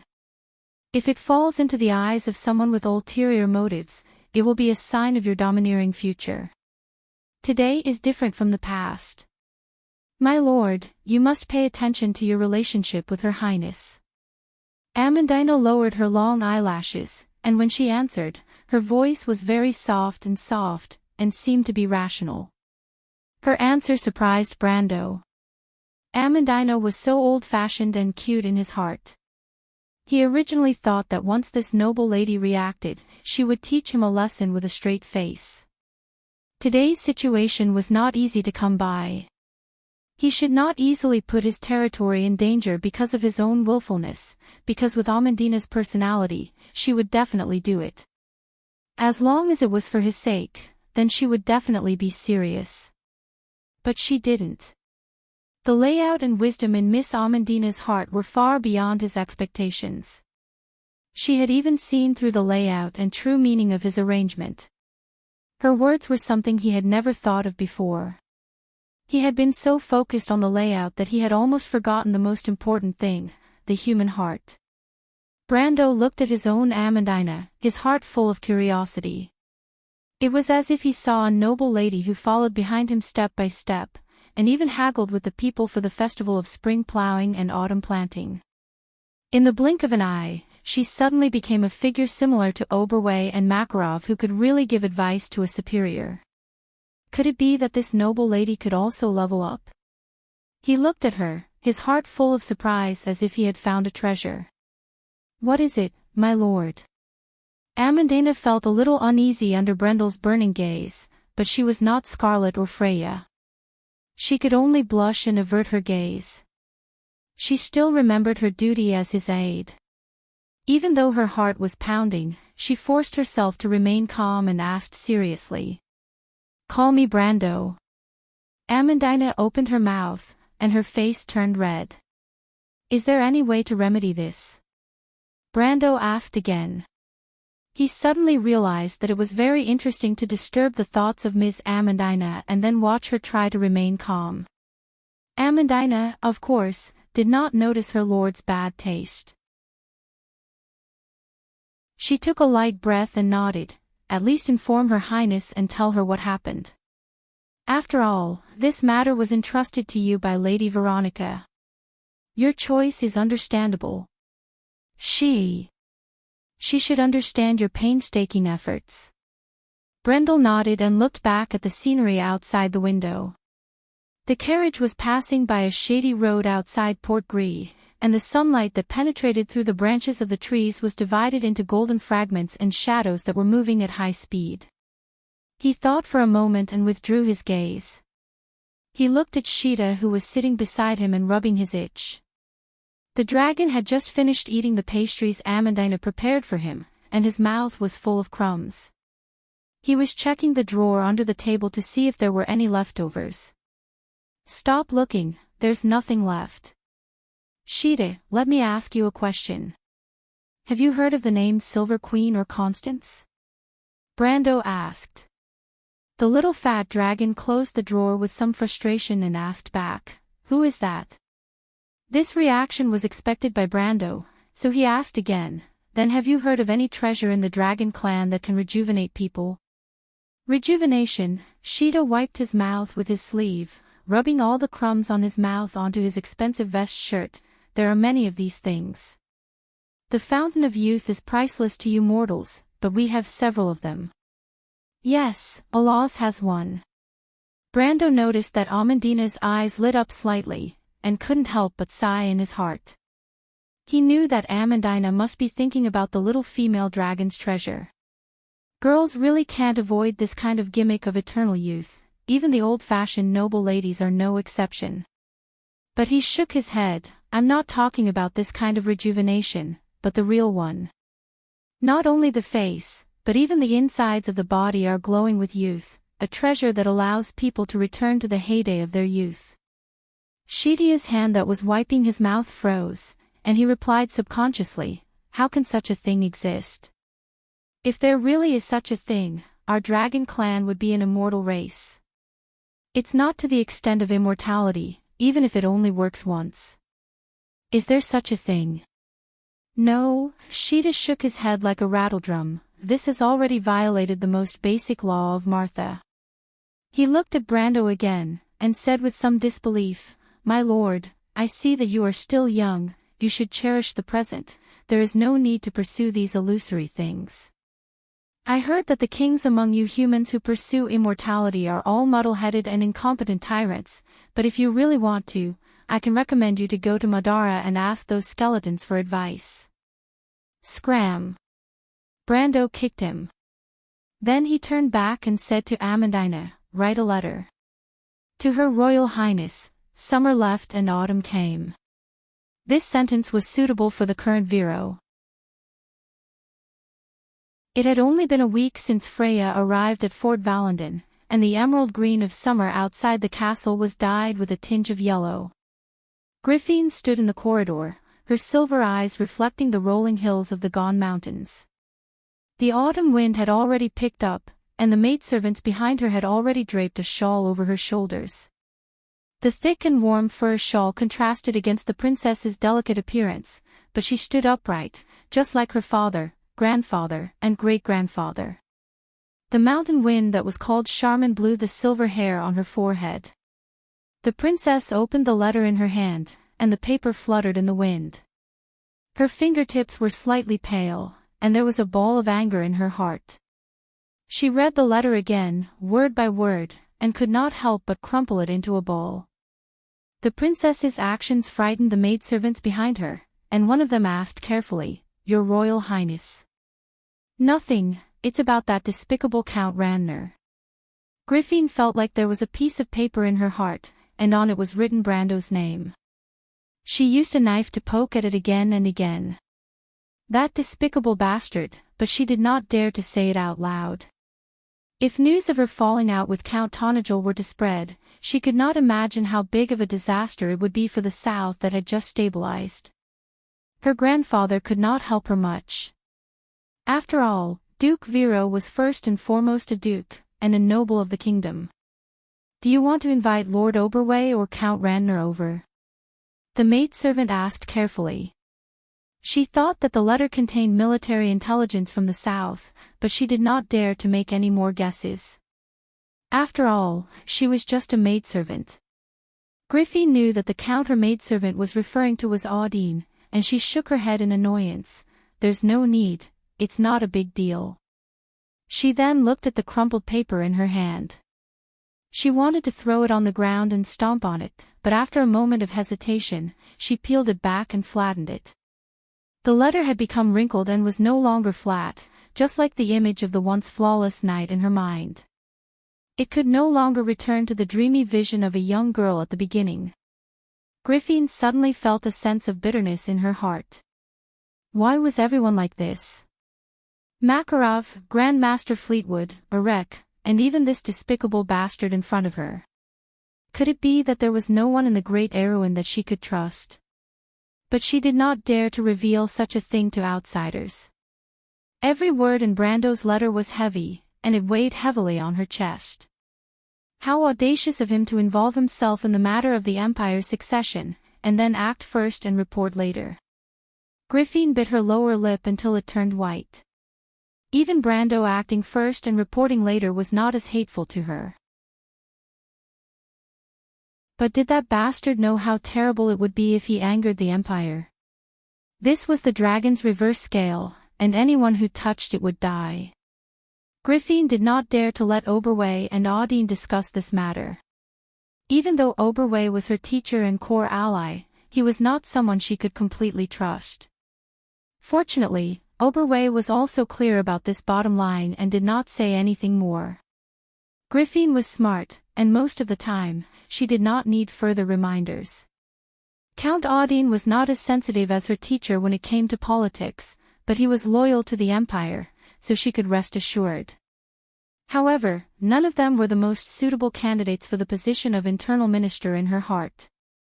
Griffin did not know why, but there was always a detestable shadow in her heart. Griffin simply put away the letter and walked towards her study. "Your Highness." The maidservants were confused. "I'm going to write a reply." Only 5 days later, Griffin received a second letter from Tonajol. This letter was different from the first letter, which was a formal report. The letter explained in detail the ins and outs of providing political asylum to Prince Leneret, as well as some of Brando's own considerations, as well as the troubles and benefits that he might face by doing so. Griffin sat at her desk, stroking Brando's apology on the letter with her fingertips, and sat in a daze for a while. "It seems that I have wronged him," she thought to herself. "But he promised Veronica, and there is no benefit to his own territory. Is it just to get rid of himself?" But this time, the half-elf girl carefully checked that the magic seal on the letter was intact, gently folded the letter, and carefully kept it in a box made of mithril. Only she and Heruz had the key to that box, and it was a birthday gift from Oberth VII. No matter where she went, she would take this box with her. After that, she wrote a reply. The first half of the reply was full of comfort and encouragement from a regent princess to her vassal, and expressed that she did not care about this matter, and hoped that Brando would not have any grudges.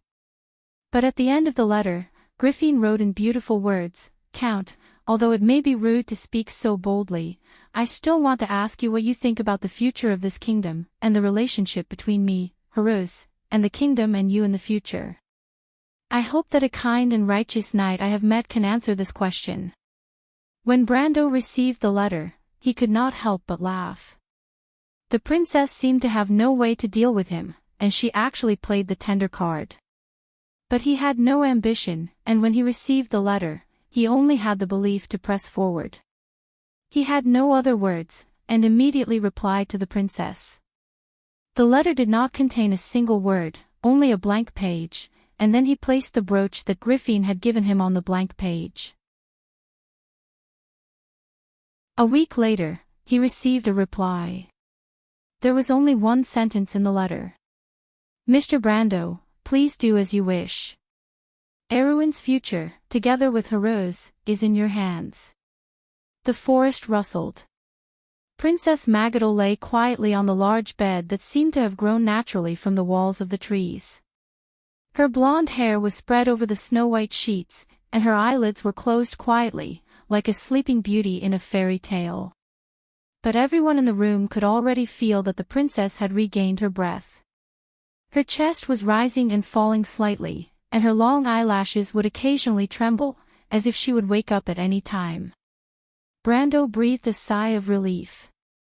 He first gave a look to the others, indicating that the Shire, Hipamra, Sheeta, and the twin sisters should leave first. Then he turned around and thanked the cold-faced girl behind him. "It's all thanks to you, Miss Farofa." Sheeta had hidden the dragon's heart in another nest in the deadly tundra, but it was completely destroyed in the explosion. The one that was placed on Magadol's body was brought over by Alaz from the dragon clan. Although the little female dragon was careless, she was a woman of her word.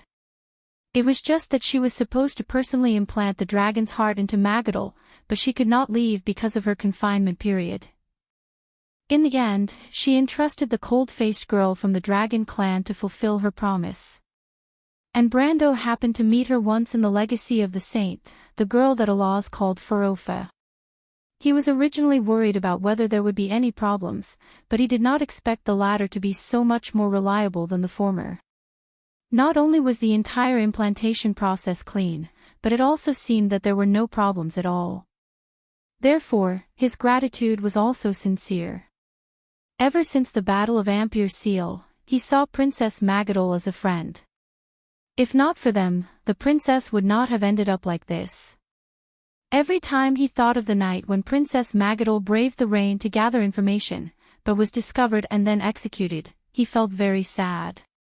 The nun princess must have been terrified and desperate at that time, but for the sake of her friendship with Princess Griffin, she did not hesitate to go. In this era of Erewhon, the friendship between Magadol and Griffin could be said to be the most shining light of humanity in the darkness. It was a pity that such a gentle and kind girl did not have a good ending in history. Farofa's appearance was still the same as the last time he met her. She looked at Princess Magadol on the bed, then turned back to look at Brando. She did not speak, but only stretched out her hand and opened her palm. What does this mean? Brando was slightly stunned. Earrings. Farofa's voice was like water dripping on ice. Brando's little bit of goodwill towards Alaz that he had just built up in his heart disappeared in an instant. He could not help but scold the little female dragon again and again in his heart. It seemed that ever since he met her, she had been thinking of ways to set a series of traps for him, and now, the biggest time bomb was right beside him, ticking away, and he had completely forgotten about it. But this was not the core of the problem. Farofa's earrings had long been damaged in the last battle of Ampere Seal. How could he take them out now? He mustered up his courage to look at the cold-faced dragon girl, and then remembered what Alaz and Shido said about the symbolism of the dragon's earrings. He could not help but blush. Fortunately, after experiencing so many things, he was finally able to learn how to be thick-skinned like other nobles. After hesitating for a while, he replied that, "Miss Farofa, your earrings, I was a little too careless and lost them." The dragon girl looked at him coldly. Brando felt as if there was a sharp sword hanging over his head that could fall at any time. I think, he stammered, actually, I think that a person's marriage shouldn't be related to an item. Although local customs are also very important, but, you see, you're a dragon, and I'm a human. We have to abide by our own customs. You should be able to understand what I mean, Miss Farofa. I mean, actually, before that, I didn't know at all. In fact, it was not that Brando could not fight with a young dragon like Alaz or even Farofa, but he felt that he was in the wrong first. If he were to fight, then as a lord, he would probably lose all his face. With such thoughts in his mind, his momentum was naturally lower than the dragon girl in front of him. Farofa listened for a moment with a cold face, and then said faintly, "You mean you don't want to marry me?" F***ck. Brando looked at her with his mouth agape, not understanding how she understood the meaning of his words. He opened his mouth, and after a long while, he squeezed out a sentence, "This. I'm afraid that's not what I meant." The dragon girl glanced at him, and her eyes became unprecedentedly cold, making Brando feel as if he was already a dead man in her eyes. "I didn't expect you to be this kind of person, Mr. Count. I hate those who play with the hearts of young girls the most. You're on your own." With that, she turned around, opened the door, walked out, and slammed the door shut, leaving Brendel standing there with a puzzled look on his face. Brendel was about to go crazy. "Alaz, what have you done, you bastard?" he roared in his heart.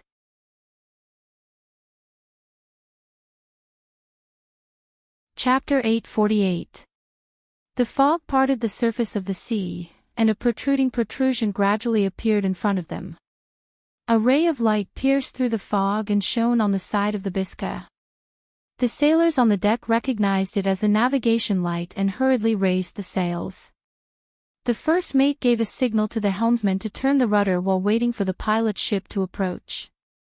Captain Dalen stood behind the third mast with a pipe in his mouth, wearing a wet trench coat. He squinted his eyes and took a look. He turned around and gave a look to a sailor beside him. The sailor hurriedly ran down the deck and went straight to the third level of the cabin. Grey Harbor was just ahead. When Viscount Burney received the news, he immediately informed Babarn and Boymare. In fact, the two had already deduced this information from the sailors running up and down the aisles. At the moment, fist-sized rats were scurrying around the aisles of the cabin, but no one had the time to care about these annoying uninvited guests. Several cabin doors were open, and the wind from the deck poured in like a waterfall down the stairs. The smell of the sea assaulted their nostrils, and the cabin below was a mess. Viscount Burney led Babarn and Boymare forward against the sailors who were rushing out. The three of them did not say a word, and their faces were dark as if they were carved from the same mold. The three of them walked until they came to a wooden door locked by iron chains at the bottom of the cabin. Viscount Burney turned around and exchanged a look with his two imperial colleagues. He took out the key from his coat, and the key on the iron ring rattled. He grabbed the lock and opened it with a click. After the iron chain lost its restraint, it fell into the puddles of water on the aisles like a dead snake. But the three of them did not even look at it and pushed the door open. Behind the door was an idle warehouse. Many empty barrels and wooden boxes were piled up outside, but at the innermost part, there was a whole piece of golden crystal covered by a curtain. Viscount Burney looked at the black curtain that was already submerged in water and asked, "Is everything ready?" Babarn and Boymare nodded in unison. The fleet had to cross the Longhorn Strait and enter the Silver Bay controlled by the Temple of the Earth. Although the naval strength of the Temple of the Earth was almost negligible in front of the Empire, Viscount Burney did not dare to take this risk. He chose a more reliable land route, which was to disembark from Grey Harbor and cross the Black Blade Fortress to return to the Empire. This journey would take about a week, and after returning to the Empire, it would take another month to reach Rushta. However, the risk was much lower than the sea. Currently, the northern part of Erewhon was still controlled by the traditional noble forces of the kingdom, and the Empire still had a lot of influence in these areas. Thinking of this, Viscount Burney couldn't help but sigh at the bad influence brought about by the Battle of Ampere Seal. If it weren't for the mistake of the Cecil family, the Empire wouldn't have completely lost control of the southern part of Erewhon.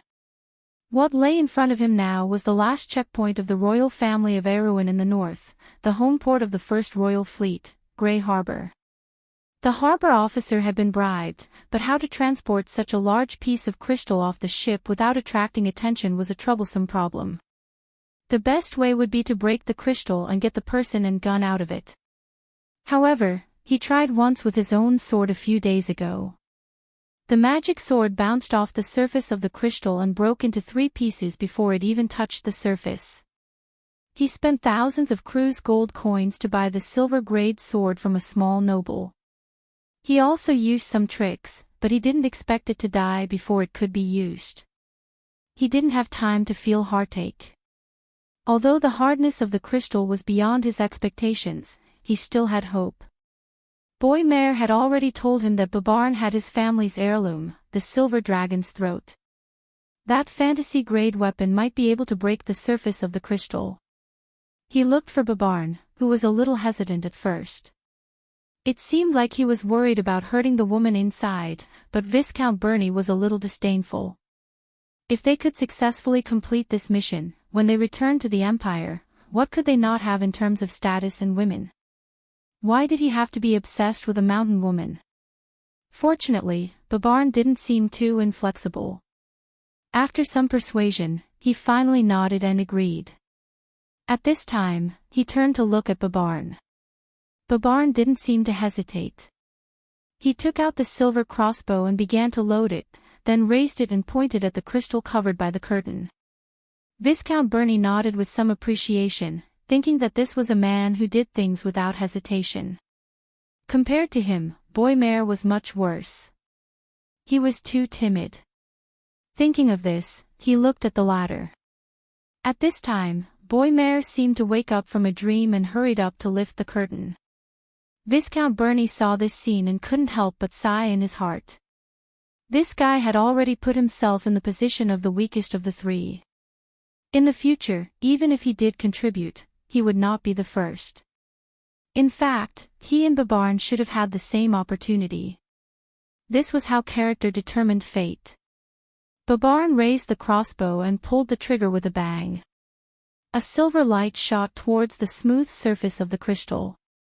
Before anyone could react, the silver light suddenly reversed at a speed 1,000 times faster and pierced through Babarn's right arm holding the crossbow, shattering the bones of his right hand. Then, the silver light drilled into Babarn's chest like a fish and came out from his back. With a bang, it nailed itself to the wooden planks behind the cabin. The blood-stained tail feathers were still buzzing and shaking. Babarn's jaw dropped, his light blue eyes showing the light of despair and unwillingness. He stared at the girl sleeping like a princess in the crystal, and then, with that expression, he fell backward like a piece of wood. With a splash, he fell into the water, and then the water in the cabin was dyed a layer of light red. It all happened so suddenly that Boymare was almost stunned. Viscount Bernie's face was gloomy. He raised his head and looked at the crystal. There was not even a trace of a flaw on the surface of the crystal. "What are you doing? Help Sir Babarn out." He gritted his teeth and reprimanded. Help where?" Boymare's face was pale. He wanted to say that Babarn was obviously dead. Viscount Bernie looked at him with disappointment and said in a low voice, "Sir Babarn died for his country. Do you want his body to be soaked in the water like this?" Only then did Boymare realize what was going on. He hurriedly grabbed Babarn's shoulders and dragged him out of the water, dragging him into the cabin. "Don't, stop." Viscount Bernie saw that Boymare wanted to take Babarn's body back to the lower cabin and stopped him. He wanted to stab the idiot to death. "Don't take him back. Take his body to the first-class cabin. Are you a stupid pig?" At this time, a sailor passed by Babarn's body and Boymare. He looked at the two strangely, then came to Viscount Bernie's side and asked in a low voice, "Viscount, the port has sent someone to tell us to stop outside the chain and prepare for inspection. Tell them that this is the diplomatic fleet of the Kurlutz Empire, and they won't accept inspection from other countries. Also, tell them to prepare a doctor or a priest. Tell them that some of our people died fighting against the pirates, and we need to arrange a dignified funeral. We can't leave the warriors of the Kurlutz Empire on foreign soil. Go, tell them that." Viscount Bernie replied calmly. The sailor was a little surprised. Fighting the pirates. But he looked at Boymare and Babarn and suddenly understood. He quickly nodded and ran out. "Wait," Viscount Bernie called the sailor at the stairs. "Go prepare a chest." "A chest, Viscount, how big do you want it?" The sailor stood barefoot in the rushing water on the stairs and turned back to ask. "Very big, used to store horses." "We don't have that kind of chest on the ship, Viscount. We can only ask the port to prepare it. Then tell them that we have captured a gift for Her Majesty and ask them to help prepare it." "Will that do, Viscount?" "That will do. Go." Viscount Bernie nodded. He waited until the sailor ran up to the deck before he turned back to look at the giant crystal one last time. A thought flashed through his mind. Could it be that only a divine artifact can open this thing? It had been 2 days since Flora left without saying goodbye. During that time, Princess Magadal had woken up once. Brando was waiting in New Valhalla for the arrival of the young men of the Folded Sword Knights and the eldest son of King Cruz. But it seemed that Veronica had a lot of things to take care of. She and Mangrove had yet to depart from Port Gris. The reports from the north and south were piled up on his desk in the great hall of the Valhalla tree. Most of these reports were on the surface. Brando looked at a few of them. They were nothing more than the movements of the northern nobles. Some of them mentioned that Count Randner had completed his mobilization work. Someone had witnessed an army leaving Magadan and heading south. The long-prepared war in the south was imminent. The allied forces of Anthony and Vero were heading south. As for the direction of their march, it was still a secret. Brando looked up at the map of Erewhon hanging on the wall. His gaze swept across the Malol area.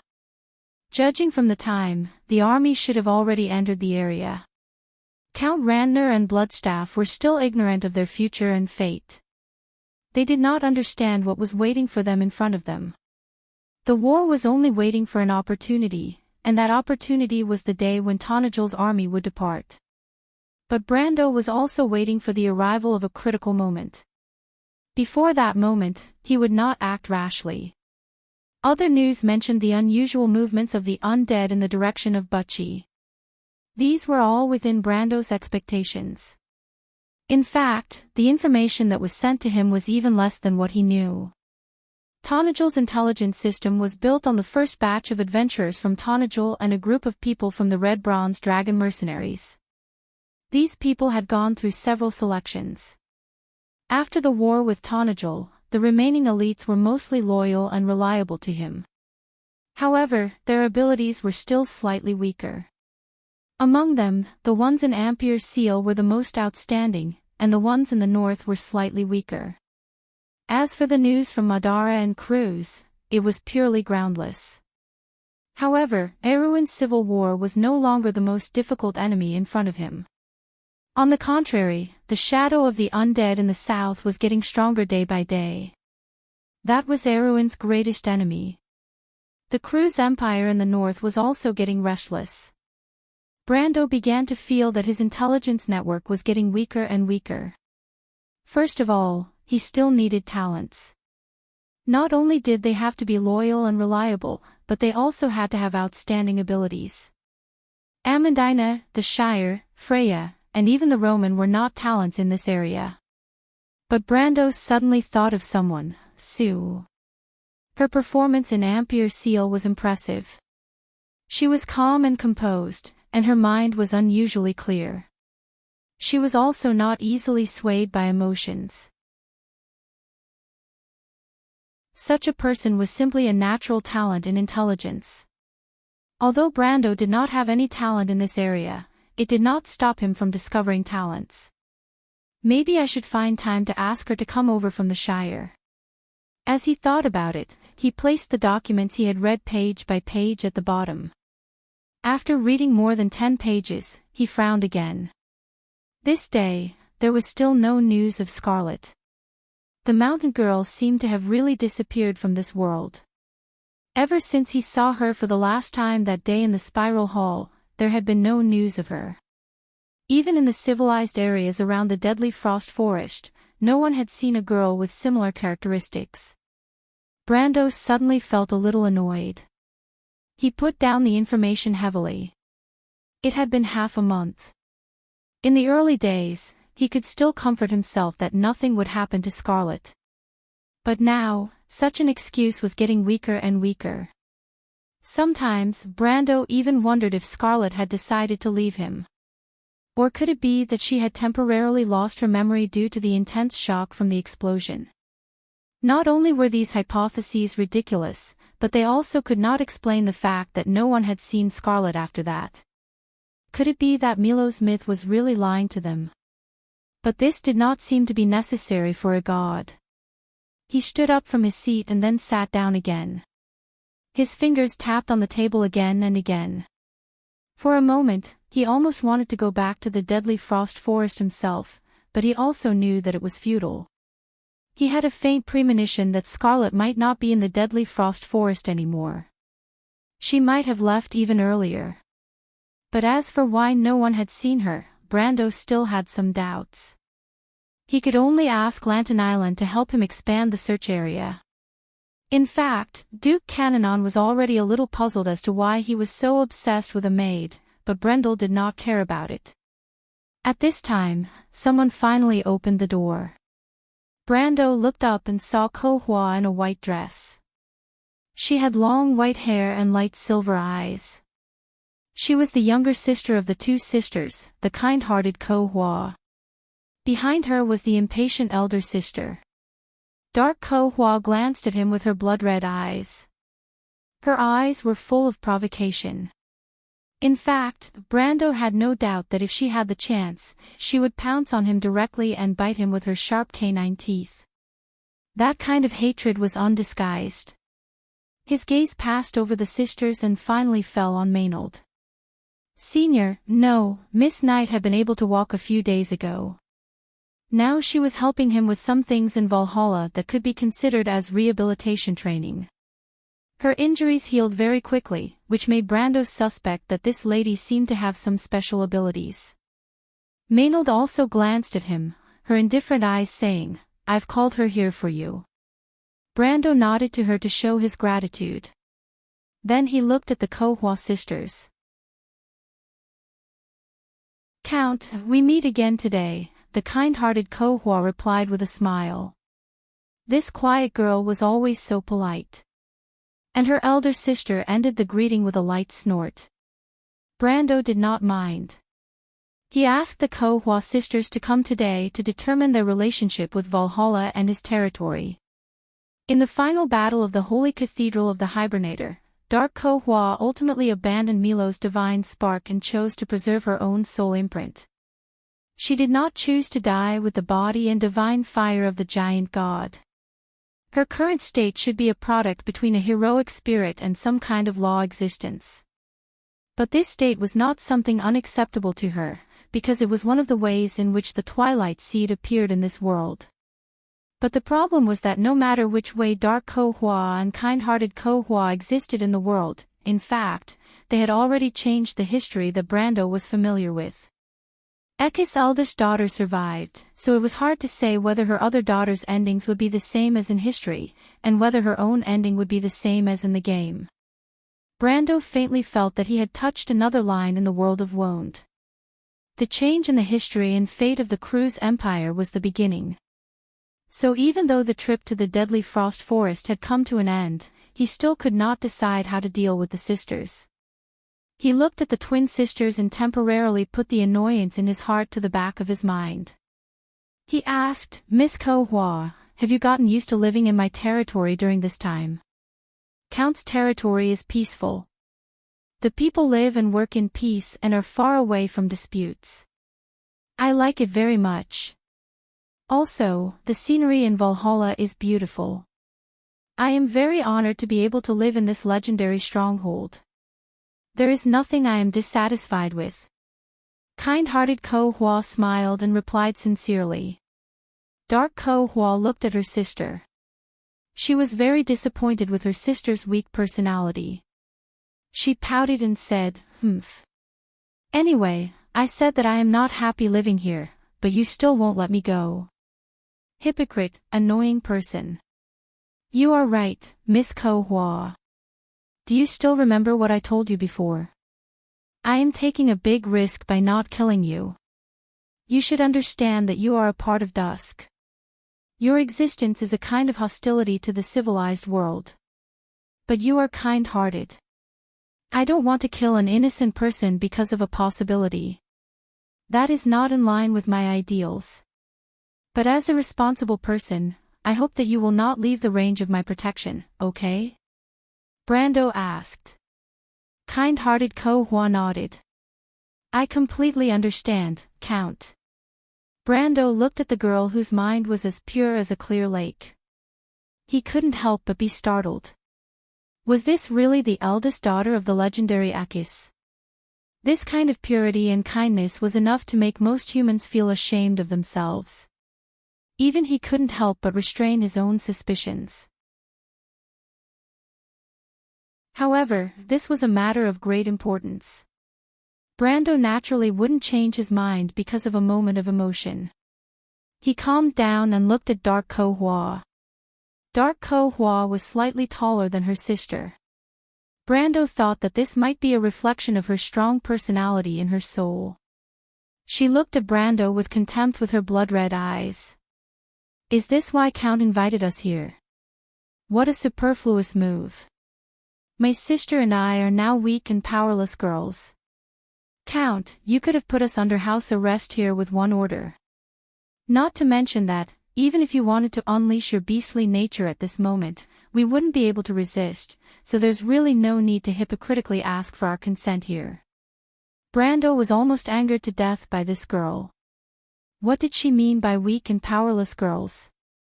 Kind-hearted Ko-hwa's strength had been recovering day by day after leaving the holy cathedral of the hibernator. Now she was almost at the peak of elemental activation. And she had suffered heavy losses because of stealing Milo's divinity. He was afraid that she wouldn't be able to recover in a short period of time. This was purely her own fault. But now it seemed that this young lady had pushed all the blame onto him. He couldn't help but squint at the latter and replied lightly, I'm afraid you've made a mistake. What you said just now was to your sister.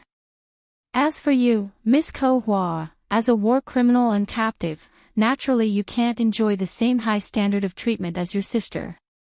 Dark Ko-hwa frowned slightly and asked with some concern, what do you mean? You took my things, so naturally you can only do things for me to pay off the debt. Brando replied. Ko-hwa's eyes widened. Her beautiful blood-red eyes stared at him in surprise. When did I take your things? Brando shook his head. Looking at this girl, he couldn't help but think of everything that had happened back then.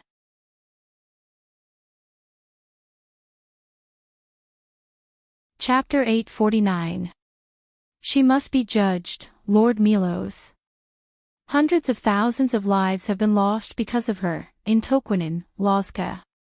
They have nothing to do with me, because I have not seen it with my own eyes. I cannot even empathize with their sorrow, but I think if I have such an opportunity in front of me and do nothing, then I will become an accomplice, and I cannot accept that as a human being.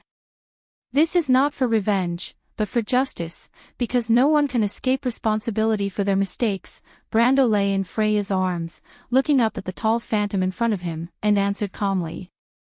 The platform floated in a pure black world, surrounded by a square of light.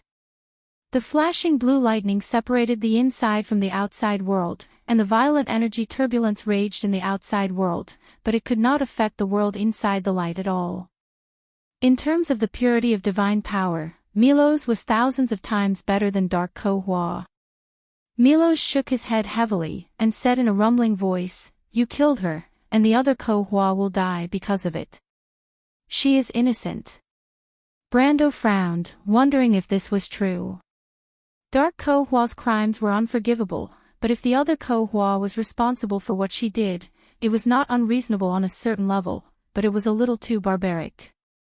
Their swords were thrown aside, and the Lionheart sword was stacked on top of Halran Gaia, the dark edge of the sword and the silver of the blade reflecting each other.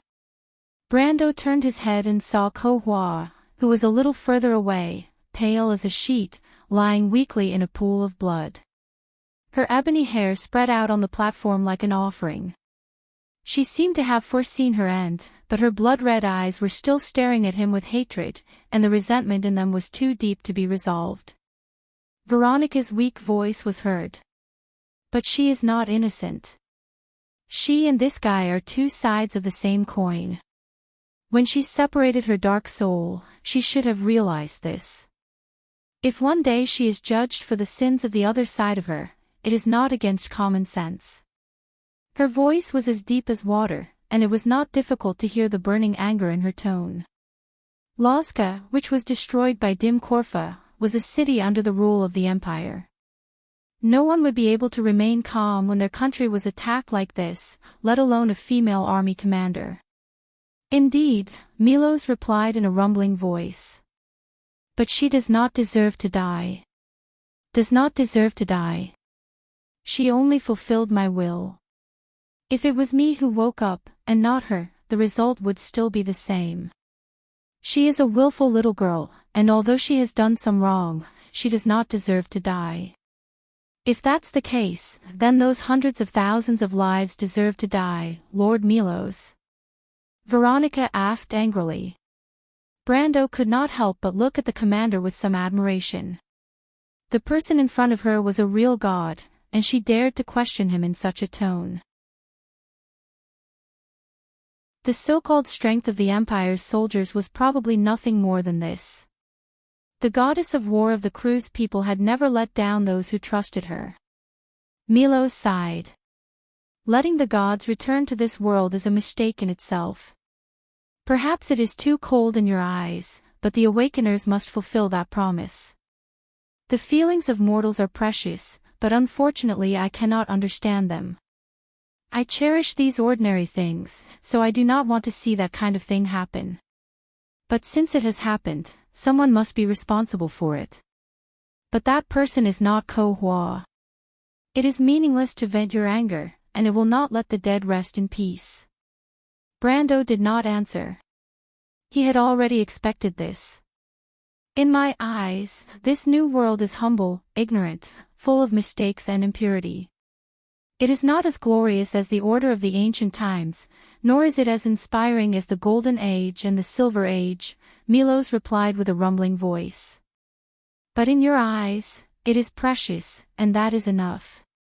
You still have a tomorrow, and that is hope. So cherish it and warn others not to repeat the mistakes of the past. Bury the old order and the gods in history forever. You no longer need us. His voice grew louder and louder, like thunder intertwined in midair. But the thunder rolled and eventually faded away. Some kind of law on the space completely collapsed and disappeared.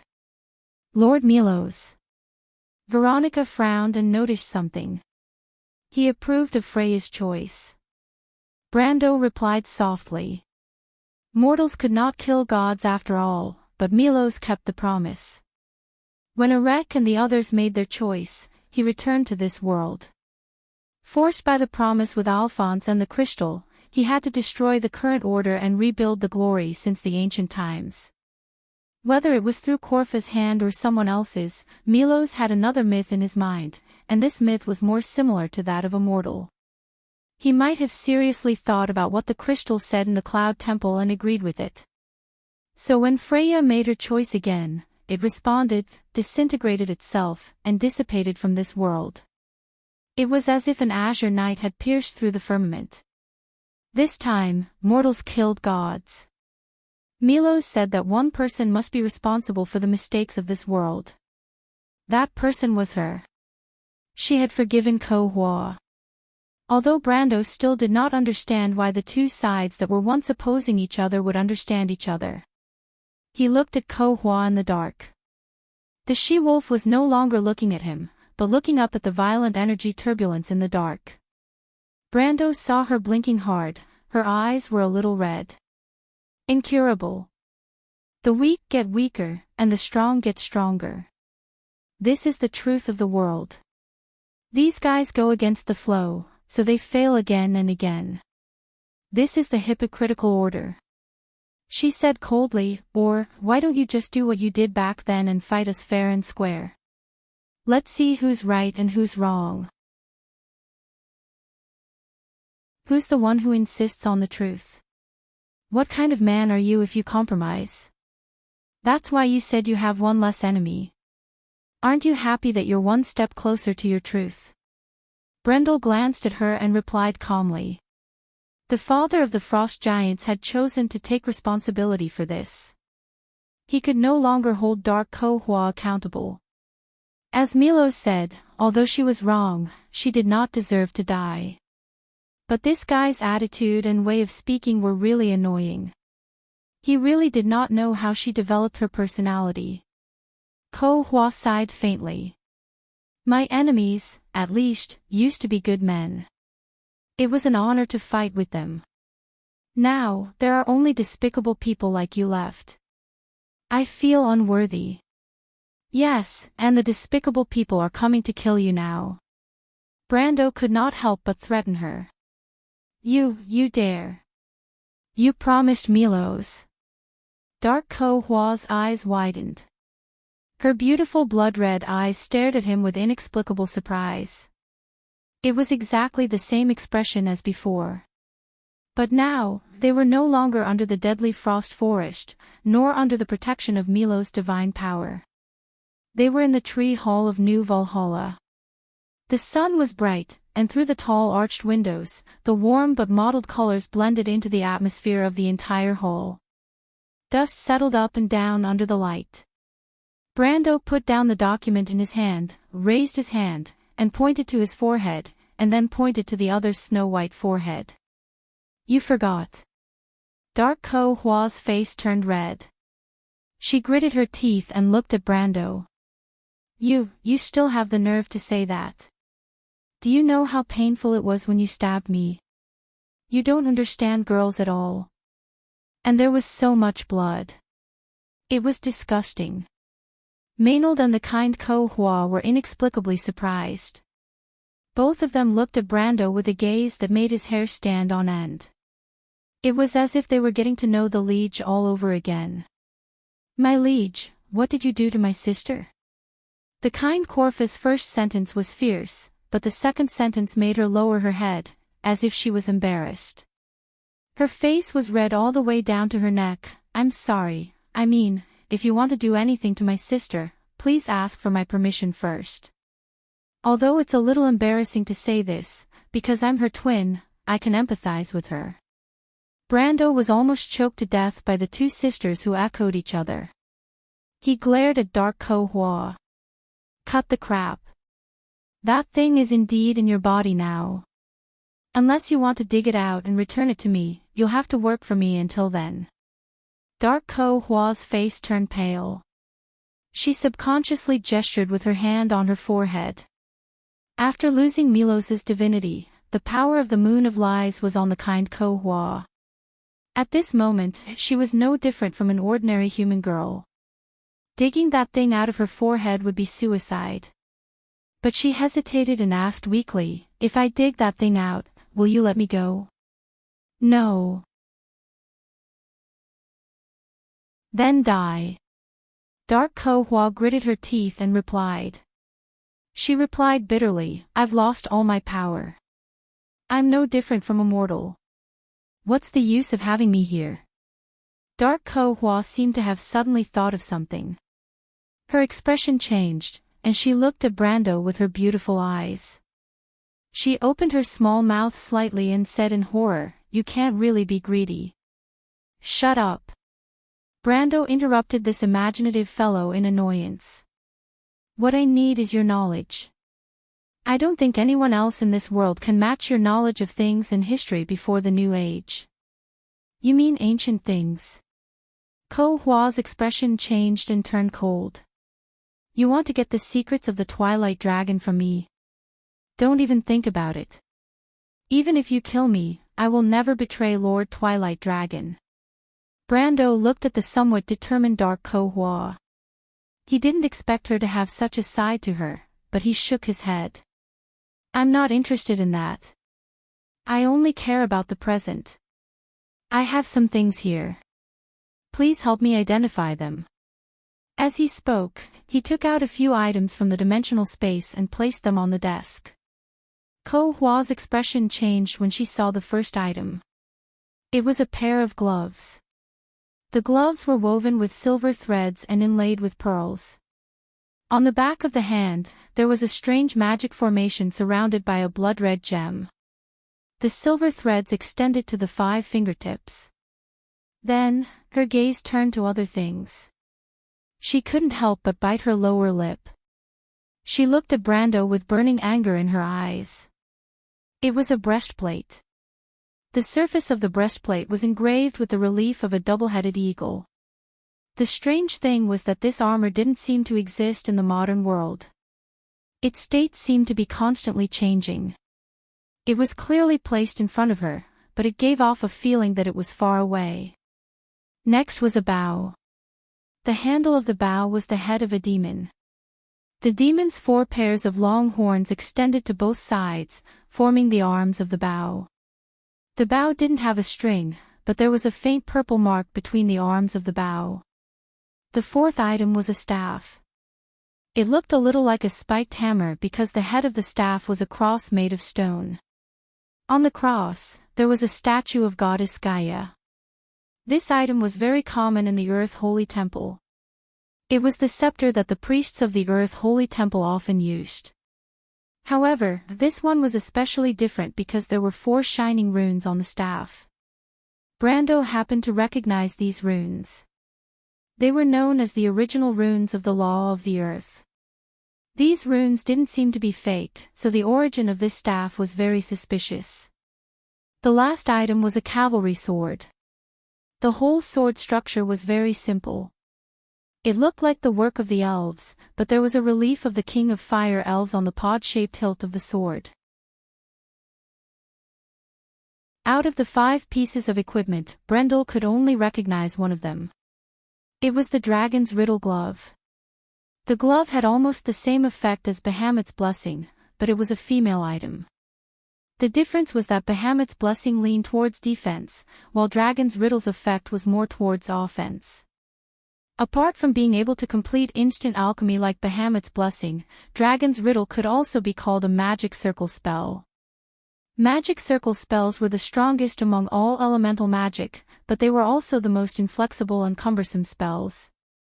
This was because almost all magic circle spells were ritualistic spells. Not only did the magic circle need to be drawn in advance, some also needed many people to complete the ritual. Dragon's riddle happened to be called the divine equipment of magic circle mages.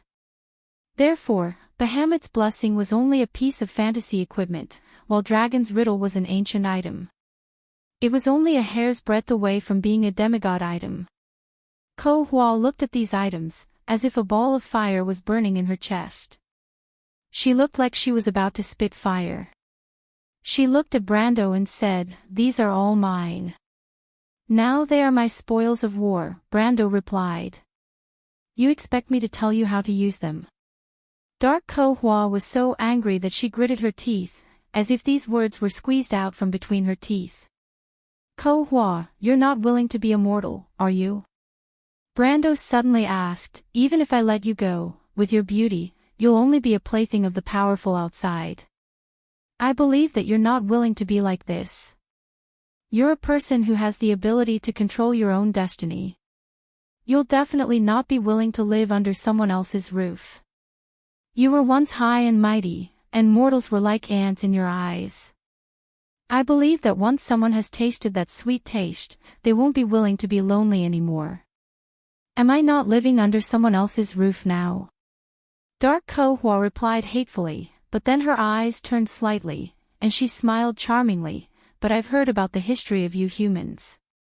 In history, there were many demon queens who played with power. I believe that with my talent and wisdom, it won't be difficult for me to reach that level. Hee, when the time comes, I'll purposely go against you. Let's see how you'll continue this act." Brando was speechless. When he thought about it, it did seem possible. He couldn't help but wonder if this woman was sent by someone to go against him. At least until now, she had already caused him a lot of trouble. However, he immediately realized that this was impossible. Dark Ko Hua wasn't that kind of person. If she wanted to curry favor with a man, it would be better to just kill her. Seeing through this woman's little trick, he calmed down and shook his head. "Why bother, Miss Ko Hua? The heart of calamity is in your body. In fact, it's like returning it to its rightful owner. With it, you can still regain great power and create a legend." Heart of calamity. Ko Hua was slightly startled. She looked at Brando in confusion. "What heart of calamity are you talking about?" "Naturally, it's Ekka's heart of calamity." "You're talking about Ekka's heart of calamity, Count." The one who spoke wasn't Dark Ko Hua, but her sister, the kind Ko Hua. She was the girl who had been silently watching her sister bicker with the Count of Tonajol. For the first time, a look of surprise appeared on her face. Brando looked at her with some confusion, wondering why this thing had attracted her attention again. "Ah!" Dark Ko-hwa suddenly exclaimed, as if she had realized something. She frowned as if she was sensing something. Seeing her expression, Brando understood that she probably hadn't investigated what the thing in her forehead was. Perhaps it was because she subconsciously thought it was a trap that Brando had set for her. Or perhaps it was because she had lost all hope after losing her power, so she didn't think about it at all. But after a moment, she raised her head and stared at Brando with her blood-red eyes. Her expression was extremely complicated. "Mother's key. Mother's key," she muttered to herself. She seemed happy but also a little strange. "You actually gave this to me just to harm me?" The girl couldn't help but look at Brando mockingly. Mortals are indeed a bunch of idiots. "You actually gave this to me. Do you know what this is?" "Mother's wolf herding and undermoon, this is the key to the gate to that world. You actually personally handed it to me. He, little Brando, you're dead this time." Brando was slightly startled. Could it be that he had misjudged the potential of Ekka's heart of calamity? "Sister, the key only has meaning when it grows up. It's a long process. Don't scare the Count." The kind Ko-hwa hurriedly reminded her out of kindness. "Don't expose me, idiot." Dark Ko-hwa shouted in exasperation. Note, the power comes from Ko-hwa in the Moon of Lies. The slightly dark Ko-hwa is Ekka's eldest daughter. I saw the book review of Lionhang 1994. It was very well written and very helpful to me. Thank you very much.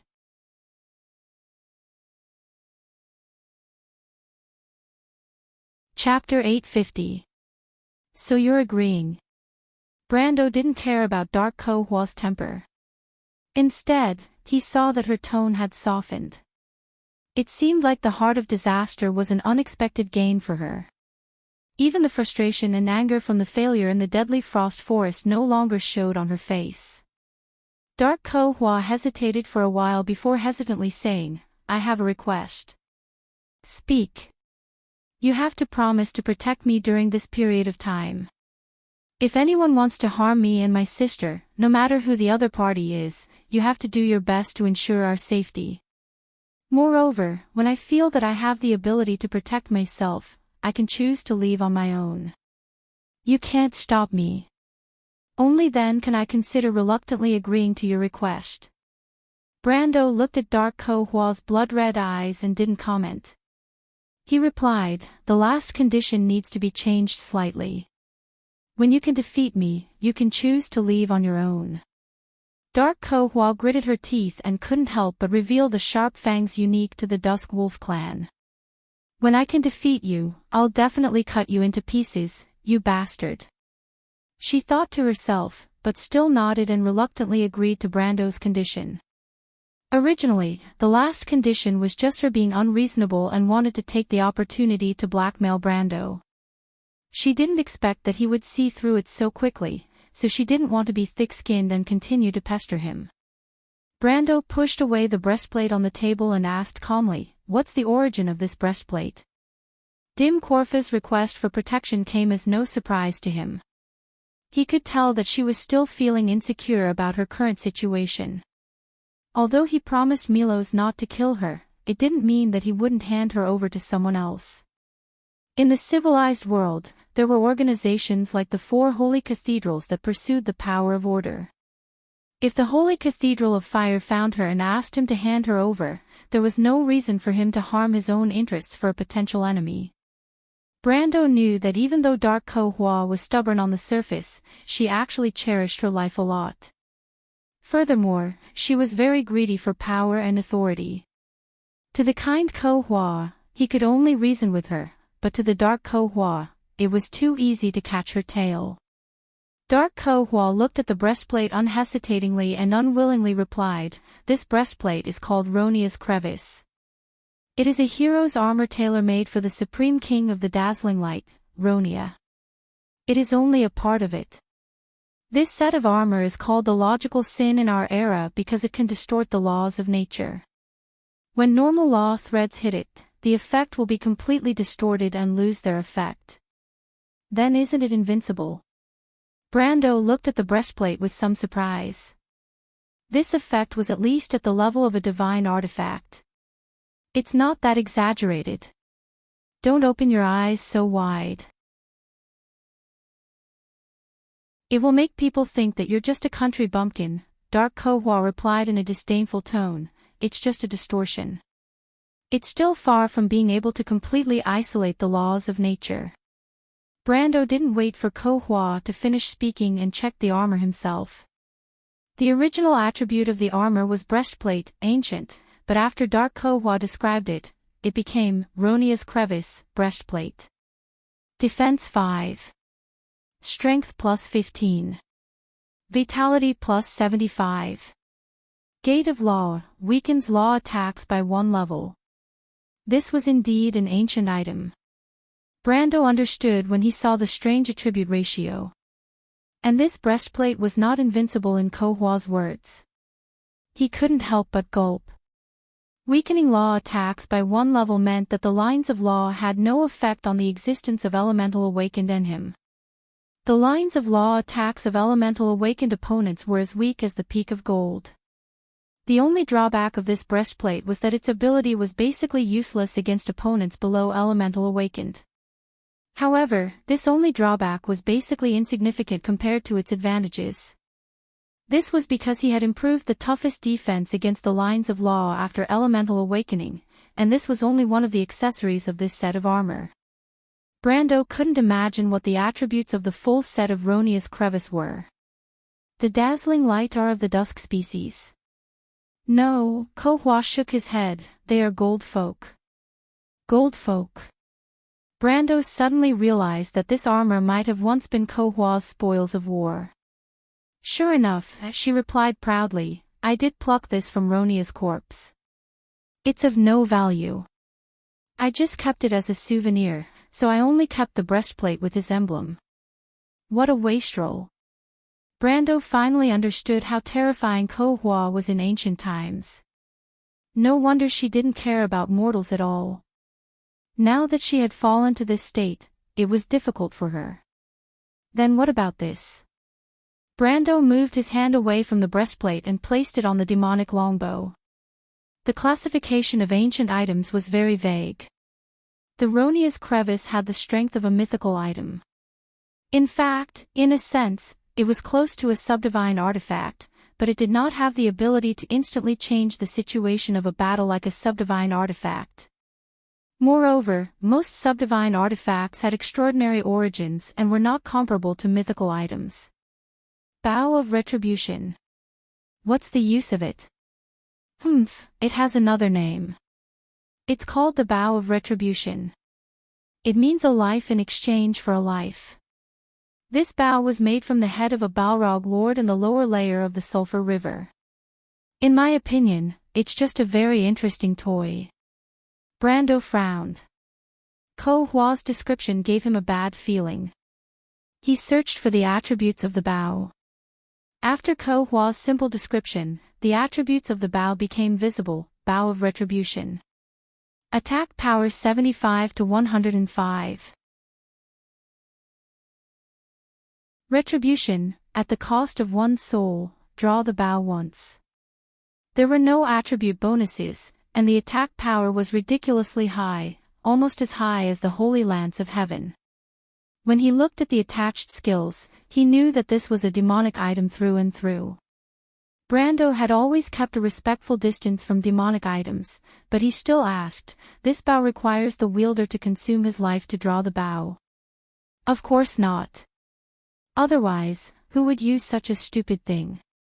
This bow consumes its user's life, and it can easily kill an elemental awakened being in your language, no different from squashing an ant. Corfa replied. Brendel was taken aback. This bow is so powerful.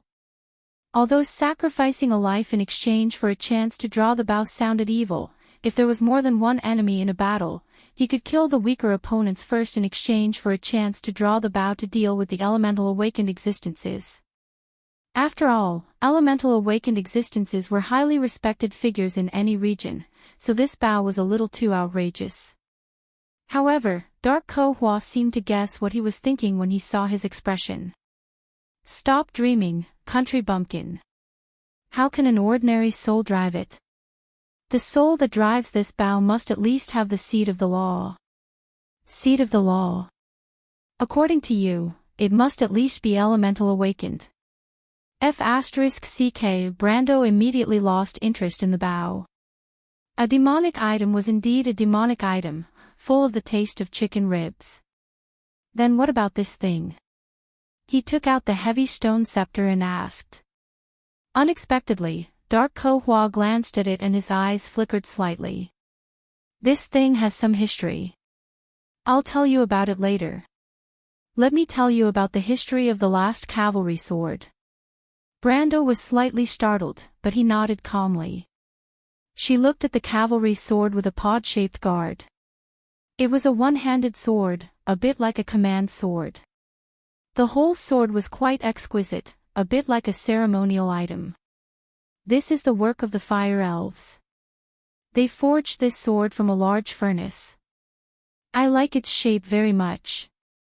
It's also my trophy. Dark Ko-Hwa still answered with some hatred.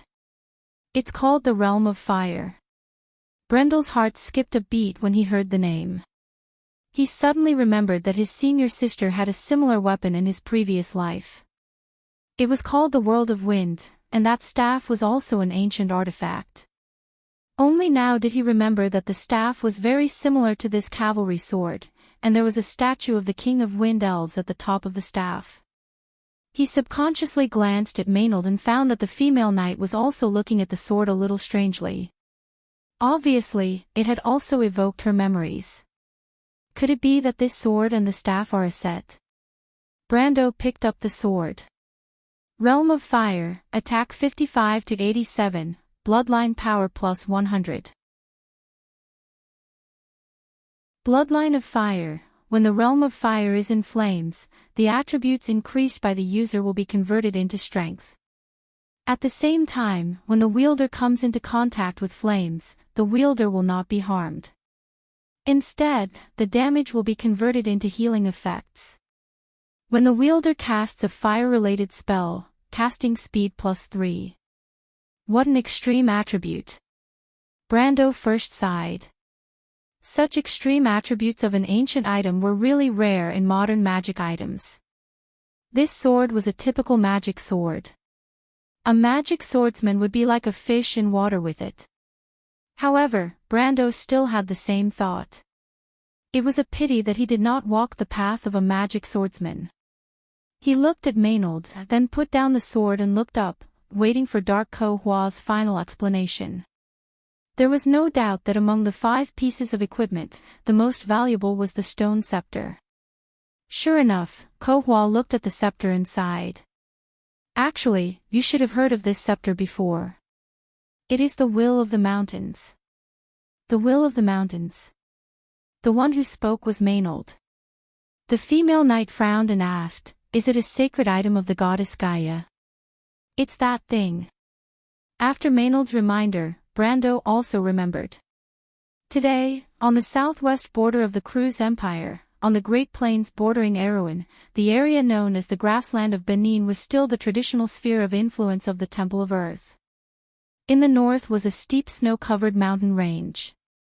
The kingdom of the mountain dwarves separated the southern border of the empire from the grassland of Benin. It was where the kingdom of the Lion Men of Toquenin was located. In history, the Golden Mane Lion Men had once escaped from the Sacred Covenant, which was a disgrace to them. After the victory of the War of the Holy Saints, Toquenin and the Temple of Earth were excluded, which aroused the hatred between the humans and the Lion Men.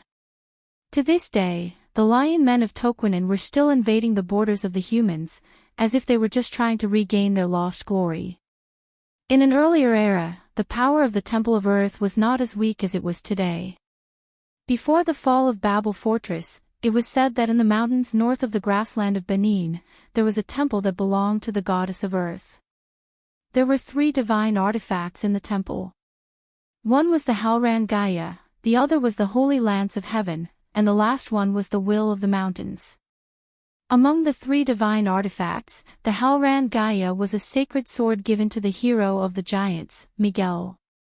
Later, when Miguel was defeated and died, this sword was lost in the mortal world. The Halran Gaia in Brando's hand was this item, but this sacred sword had suffered irreversible damage along with its owner in the war with the Twilight. Until now, it only had the power of a fantasy weapon.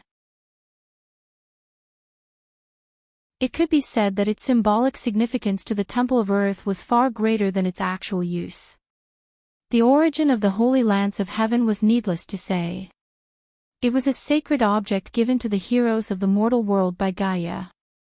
As for the last mountain, it was a sacred object of the goddess of earth herself. In the legends of the origin, only her priests could pick it up, and the person who picked it up would naturally become the next master of the Temple of Earth, the divine chosen of the goddess of earth Gaia. And Brando happened to have such a person under his command. Himelud's shepherdess, Hipamra. Priest Himelud believed in the eldest daughter of the goddess of earth Gaia, the goddess of tundra Himelud. In fact, she was also a follower of Gaia. The key was that the priests of the Temple of Earth in this era actually believed in the giant Miguel. Miguel was the creator of the dwarves and belonged to the dwarven gods. The real priests of Gaia had disappeared long before the War of the Holy Saints, and Himelud's priests were the ones closest to this pantheon. Brando suppressed the excitement in his heart and carefully picked up the scepter. The scepter was heavy and cold to the touch. Among the 3 sacred objects of Gaia, the Halran Gaia, the Azure Lance of Heaven, and the Mountain of Rivers were all true divine artifacts. Except for the Halran Gaia, which was damaged, the other 2 were well preserved, so the scepter in his hand should also be a genuine divine artifact. He raised the scepter and an attribute menu with dark golden pages appeared in his field of vision. Mountains will, divine equipment, attack 1 to 215, strength plus, 1 to 400. The winner of Earth and Mountains, the one who picks up the scepter, will gain a warrior's level and battle experience equal to the priest's level. The priest can integrate the blessings of the earth into his or her battle style. The more blessings he or she receives, the higher the attack power and attributes of the scepter. Special, only priests of Gaia's will can use this scepter. Brando looked at the attributes and could not help but be slightly startled. What the hell were these attributes? Attack power 1 to 215. The upper limit of the attack was almost twice that of the Azure Lance. One must know that the Azure Lance was already known as one of the most offensive weapons among the divine artifacts, and looking at this lower limit of attack again, he was a little dumbfounded. Could it be that this legendary scepter was actually a weapon that depended on one's looks? Looking at the attribute bonus again, he could not help but be even more confused. The attack bonus could be fluctuated, but how could the attribute bonus fluctuate? He subconsciously looked at the additional skills at the back and suddenly realized what was going on. However, he still did not quite understand what this so-called Earth's blessing was. The attributes of the entire weapon were unclear, and perhaps he would have to wait for Hipamra to come and try it out to understand what was going on. He hesitated for a moment before putting down the divine artifact in his hand, because at this time, a small ball of light flew in from the skylight at the top of the hall and came in front of Brando, and then put down a letter. Brando looked at the letter and was immediately stunned. The emblem of a gray wolf was drawn on the letter. This was not because he was confused, but because he was surprised. He did not expect that the opportunity would come at this moment, and the many days of waiting suddenly seemed to have paid off. Carglass has finally arrived. He let out a long sigh and looked up at the kind Corfa. The latter had obviously read what she wanted from his heart.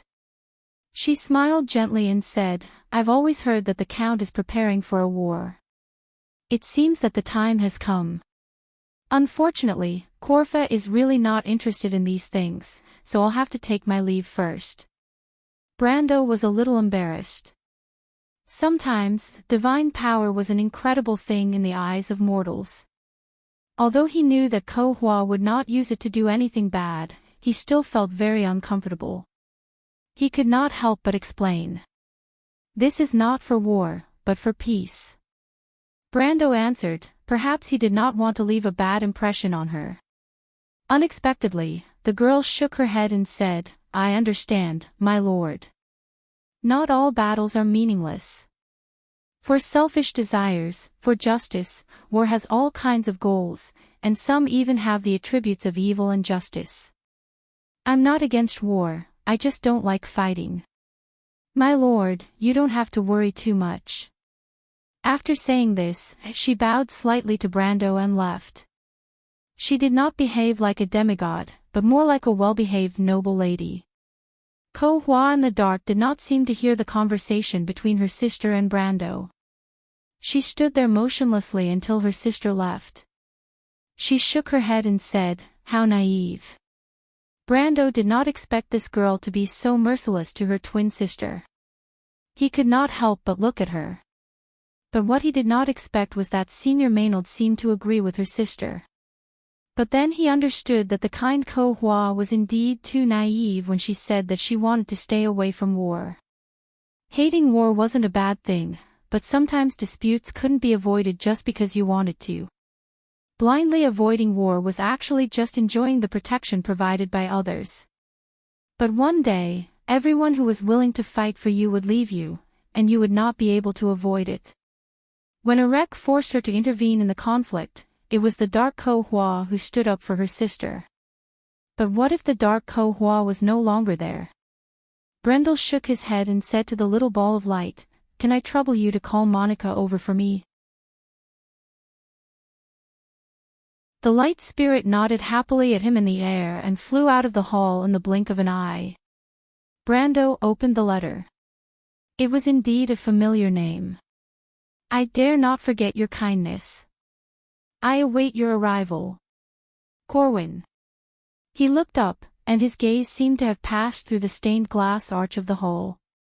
Under the blue sky, on the other side of the clouds, there were the mountains of Yusong. The curtains of the autumn war finally opened.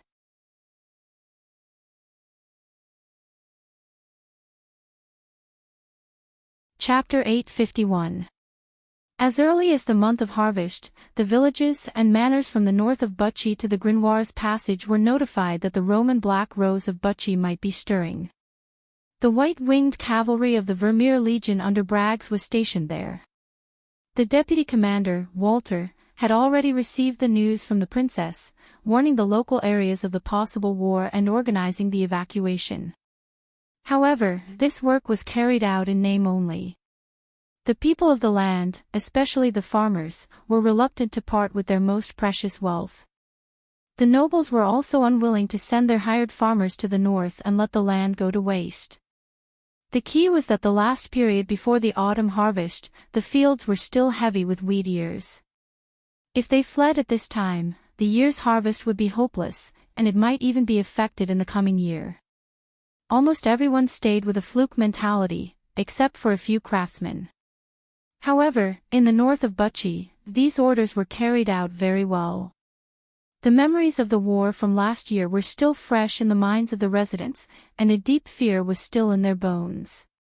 However, most of the refugees from that time were originally gathered near Brugloss, and the fear brought about by the war brought more refugees. These people almost overwhelmed this city at the southern border.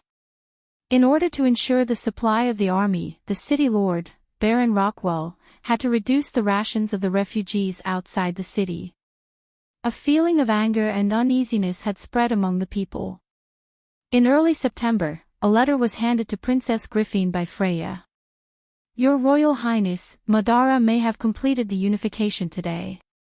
The composition of the army has greatly changed compared to the War of the Black Rose. In the west of the Sea of the Dead Moon, a large number of necromancers have pledged allegiance to the Immortal Supreme. Therefore, there may be a large number of necromancers in Madara's army. Please be careful." When Griffin saw the letter, she was studying the history of the continent of Vaunt with Lady Wei Shaisai. When she saw the letter, she was shocked. She looked up and smiled apologetically at her teacher. Lady Wei Shaisai had always served the royal family and was the kind of noblewoman who was very well informed. She was very astute and realized what had happened.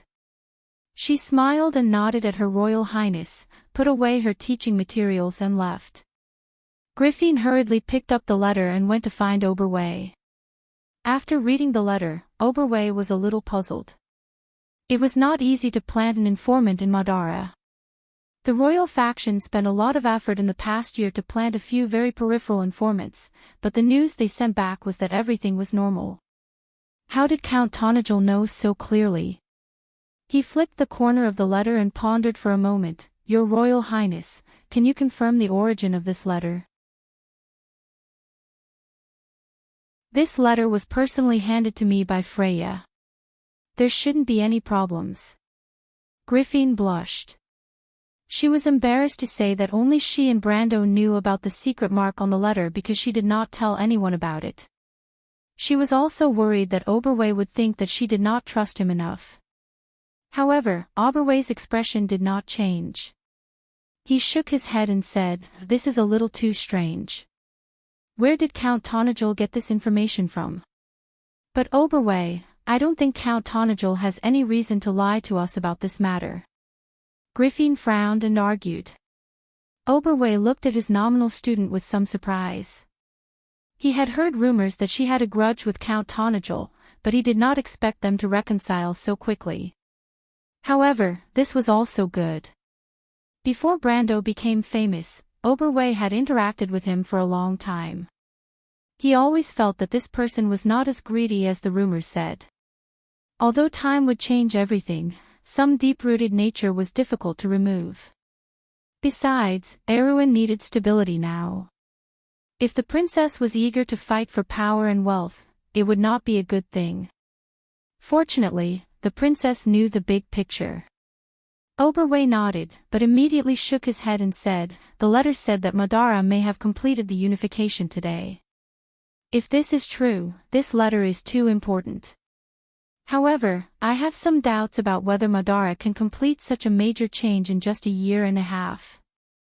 Although Erwin had just experienced a war, it was the same for Madara. Madara is a huge country with more interests and entanglements. It will take a longer time to digest the benefits of the war. Count Tonajul once asserted that the war was a border dispute instigated by the Blood Staff, and I agree. This kind of thing has happened many times in Erwin's history, and it is not only in Madara. Occasionally, the lords on the border of Erwin would privately lead troops into Madara to plunder. He smiled bitterly and did not tell Griffin that in the early years, such situations were more common. The Blood Staff invaded Karsuk to retaliate against the Lord of the Golden City. At that time, Madara was in a state of disunity, and Erwin was a kingdom with complete sovereignty. In history, there had never been a tradition of the weak side repeatedly invading the strong side. But since the War of the Black Rose, this situation gradually began to reverse. In fact, most of the knowledgeable people in the kingdom could clearly see that the black cloth Roman rose might be budding. But if it was said that Madara quickly completed the unification and was about to start another all-out war, no one would believe it. But if Brando was here, he would tell him that the nature of this war was very special. To put it bluntly, it was the Supreme One of Madara and the Queen of Banshees, Yalvit, acting together to deceive the Blood Staff to die. On the surface, Madara was still divided, but as he said, in essence, it had completed the unification. This war was the Supreme One's last battle to eliminate the dissidents. Now, in Madara's territory, all the resources and forces were united, preparing for the next battle to revive the Dark Kingdom. And now, under the connivance of the Supreme One, the Blood Staff's army was the first to complete the transformation. This would be the first, new Madara army that the kingdom of Erwin encountered. In history, Duke Grimoires had suffered a great loss. Unfortunately, Brando was not here, and could not explain all this. He could only hope that Princess Griffin and Oberwei would pay enough attention to his opinion. After listening to Oberway's words, Griffin still could not make up her mind. This time, she was facing an almost unknown opponent. Before the War of the Black Rose, Madara was a scourge on the borders, and the local nobles were pressing on step by step. In fact, this still represented the thoughts of most of the nobles. If it was not to solve the problem of Ranner, this autumn war would still be just another border dispute for Erwin. Although Griffin faintly recognized that the rise of Madara could be a threat to this ancient kingdom, it was impossible to understand the other party in such an environment. She thought for a moment before replying, although this judgment is logical, it is too arbitrary. I believe that the Count will not speak without thinking. I'm not doubting the Count. Oberway could not help but smile bitterly again. It seemed that his student trusted Count Tonagel more than usual. He suddenly realized that the battle in Ampier's Seal might have left a deep impression on the princess, causing her to somewhat blindly trust Brando's military ability. In fact, he and Count Audi knew that Brando's military ability was only average, but his judgment of the development of the situation was extraordinary. He thought for a moment. Perhaps he had described Brando's battle experience too romantically when talking to her. He originally wanted to leave a deep impression on the princess out of admiration. After all, Tonagel was indeed a rare talent, and he was more loyal to the kingdom and ideals. Compared to people like Makarov and Fleetwood, he admired the younger generation more. But at this moment, Oberway shook his head. It seemed that it was necessary to remind the princess to prevent her from having unrealistic thoughts. This was not a good thing for Brando and for her. He pondered for a moment before adding, I'm just worried that Count Tonagel has been misled by the information. You're saying that, Brando? Count Tonagel's information might be false, or even a trap. Griffin reacted and asked with a frown. Oberway nodded.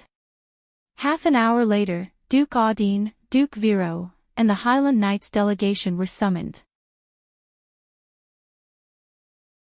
Duke Vero read the letter in his hand and pondered for a moment before calling for his men.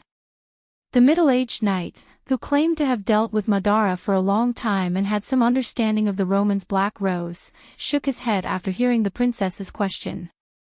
Recently, there have been rumors that Madara is undergoing some changes, but I think it's precisely this time that they will be more cautious in their actions. If what Count Tonagel said is true, but at this time, how can the Blood Staff receive full support from their Supreme?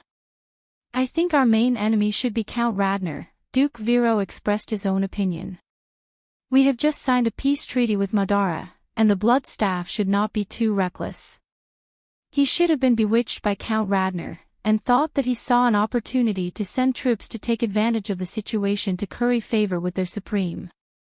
Duke Vero's answer was too subjective, and everyone present could not help but shake their heads. Griffin even frowned because her grandfather's analysis was almost the complete opposite of Brando's. It could be seen that the focus of Count Tonagel's plan was on Madara. This was also in line with her thoughts. She did not want to make any changes, so she pretended not to hear her grandfather's answer and looked at the Highland Knight. The leader of the Highland Knights diplomatic group was an experienced and steady old knight, but the one who spoke was a slightly younger wizard. The wizard simply replied, according to the information we received, we do not support Count Tonagel's view.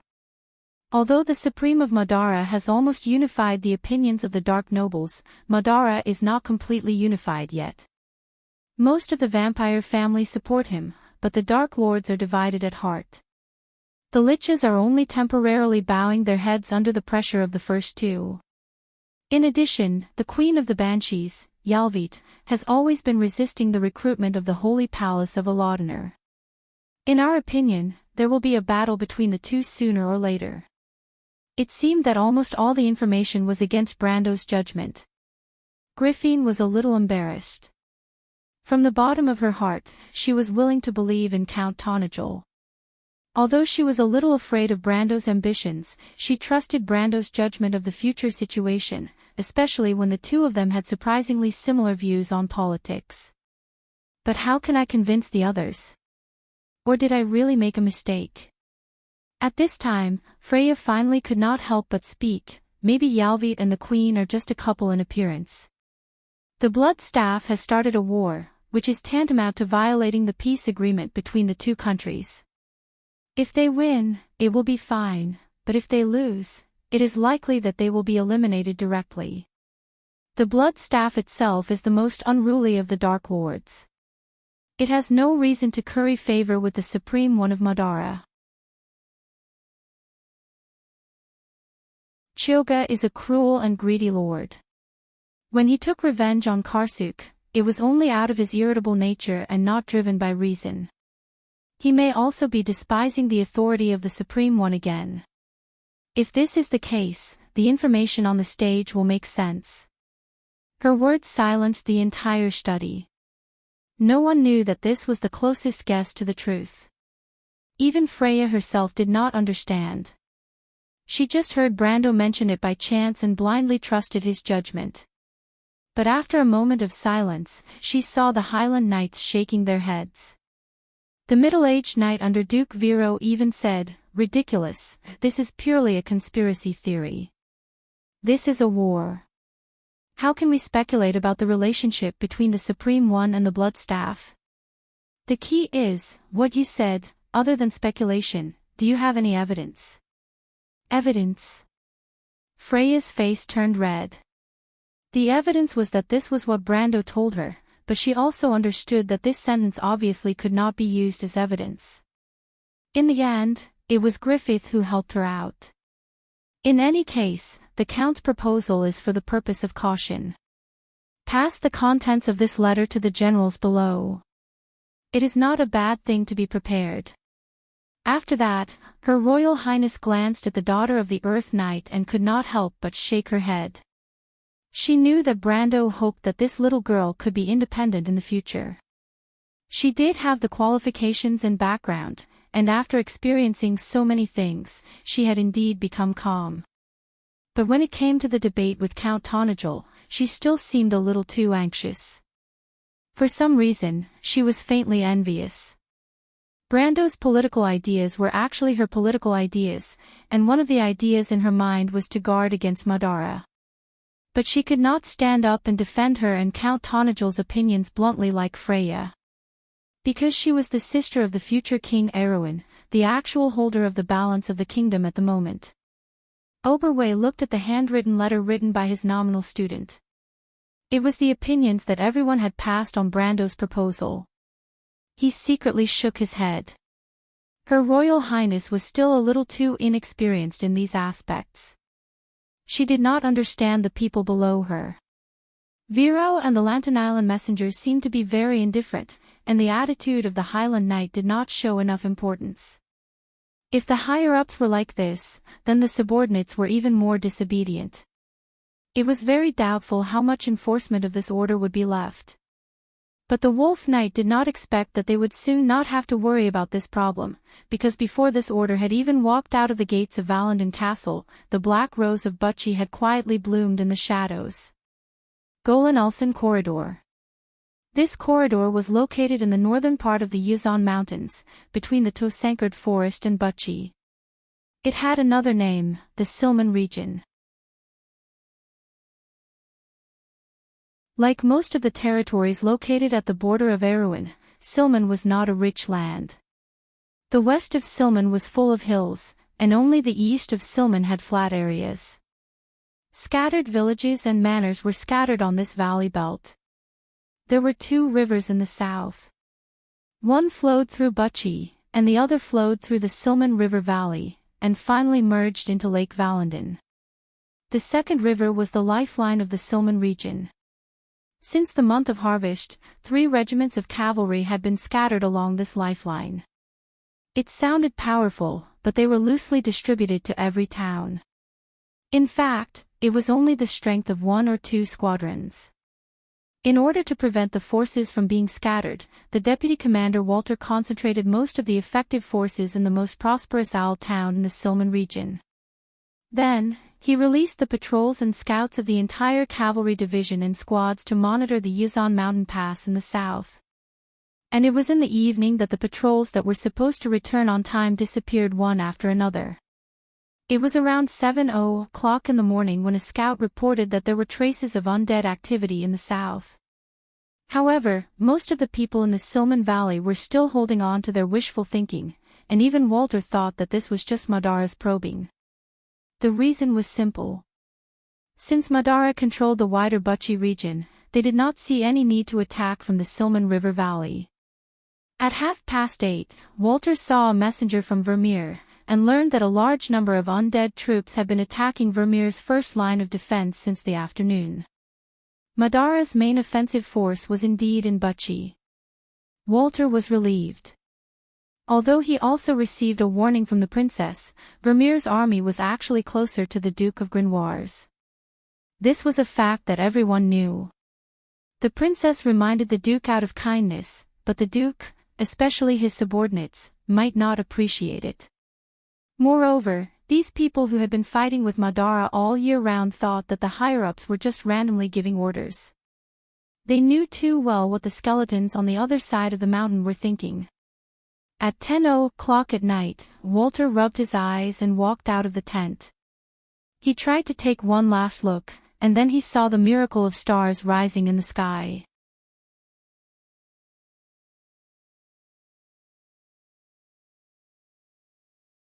Chapter 852. If you have a monthly vote, please vote for Blackie's new book, Calamity Descends. He's not far from the top 6. Thank you for your help. The pages of the paper fluttered in the dark night, and the cold autumn wind blew through the empty streets. The notice about the attack by unknown bandits in the Tosankard mining area 3 months ago seemed to be pulled by an invisible hand. It flapped its wings like a butterfly on the bulletin board, along with a few other wanted posters. The militia and the guards were running around the streets like headless flies. Chaotic shouts and sharp whistles resounded throughout the town in the night. The bell on the steeple of the Holy Cathedral in the center of the town finally rang. The nightmares of the night were like an omen of uneasiness, shrouding everyone's heads in an instant. However, in the midst of the panic, there were still people who treated it coldly. Chanali was wearing the uniform of the White Wing Cavalry Regiment. He crossed his arms and leaned against the wall outside the city hall, coldly looking at a young couple who were parting not far away. "Ronnie, take this with you. I heard that places like Svenfano are very cold. You'll need it." A young man wearing the uniform of the guards stuffed a thick fur coat into the hands of the girl in the carriage with a concerned look. Most of the people in the carriage were gloomy and silent. Only the girl's face was pale. She grabbed the young man's hand tightly and asked, "Evan, aren't you coming with us?" The young man smiled and said, "Ronnie, I'm a member of the guards. I'm under the command of Her Highness the Princess. I swear to be loyal to this kingdom and the future king. It's my responsibility to protect this land and everyone. Don't be stubborn. I'll meet up with you soon." He unsheathed his sword, and the gleaming blade sent a chill down everyone's spine. "My swordsmanship is one of the best in the guards. Those skeletons are nothing to be afraid of. Ronnie, just you wait. I'll make a name for myself just like the Breton Knight and Count Tonajol." The girl pursed her lips as she looked at him. Another hurried whistle sounded from the other end of the street, and the boy turned back to take a look. He quickly turned back and patted the girl's hand. "The instructor is rushing us. Wait for me at Svenfano. Don't worry, it's just a few scattered Madara troops. Their main force is still at Butchie on the other side of the mountain. The White-Winged Cavalry has already told us that this battle is not a big deal." The girl then nodded with tears in her eyes. Shinali watched for a while and felt a little bored. He glanced at his companion who was leading her horse and his horse out of the courtyard of the city hall. He immediately asked, "Captain, did you persuade them? Those short-sighted bastards?" The female knight curled her lips and replied coldly. Shinali knew that she had persuaded them, but the process of persuasion was not pleasant. They were a bunch of short-sighted bastards who only cared about the benefits in front of them. He agreed with this point, but they were the same. No one had ever said that the men of the Vermeer Legion were righteous. On the contrary, they had a bad reputation. He grabbed the saddle and mounted the horse. At the same time, he swept his hand behind him so that his cloak and the sword hanging at his waist would not fall to the side of the horse's back. He turned his head and saw Rosa doing the same. Both of them were veteran riders who had experienced the tragic battle a year ago. Shonali still remembered the scene when he charged into the endless sea of skeletons. In the dark night, as far as the eye could see, there was only a sea of flickering phosphorescence. Such a magnificent scene sent chills down his spine. It was said that in that battle, many people were stabbed to death by spears because they slowed down in fear. But after familiarizing themselves with the battle with Madara, people gradually realized that the strength of the skeletons was not much. The strength of the skeletons was far inferior to that of an adult. However, the army that did not know fear, fatigue, and retreat left a deep impression on him. Shonali touched the scar on his cheek and asked, "Where are we going?" "To rendezvous with our troops." Rosa grabbed the reins, clamped the horse's belly slightly, and took the lead in trotting out. Shonali had no choice but to follow. But suddenly, a sharp whistle swept over their heads, shaking the roof tiles on both sides of the street and causing them to fall down. He raised his head subconsciously. Ivan grabbed his sword and was running towards the rendezvous point. The sudden whistle made the youth stop in his tracks. He looked up in shock. In the vast night sky to the south of the town, countless specks of light were slowly rising. These specks of light rose into the air, gathered into a ball, and then suddenly scattered like a flock of birds. At that moment, the youth finally understood what it was. Hide! A shrill scream came from somewhere. The sky was filled with arrows that fell like raindrops. There were still some pedestrians on the street who were fleeing north, but now they fell like wooden stakes under the rain of arrows. The cold arrows that had been tempered by magic pierced through the fragile human bodies. The soul fire on the arrows burned fiercely as if it was on fire. In the blink of an eye, the victims were turned into human figures struggling in the flames. Only a small number of people with fast reflexes managed to survive, and Ivan was one of them. The long-term training of the guards ultimately saved his life. He didn't even know how he reacted, and when he came back to his senses, his body was already lying in front of a pottery workshop. He looked up numbly and saw that the signboard hanging in front of the workshop had been pierced by several arrows. It was slowly being engulfed by the blue flames. What happened? He turned around and saw a patch of weeds suddenly growing on the flagstone streets. It was the tail feathers of arrows, corpses, residents who were scared to the point of collapse, and burning wreckage. It was as if the entire town had turned into a scene from hell in an instant. Evan looked at all of this with his mouth agape. At this moment, a second shriek swept across the sky above the town, causing the ground to tremble slightly. In his vision, a winged creature that he had never seen before flapped its wings and flew up to the steeple of the holy temple in the center of the town.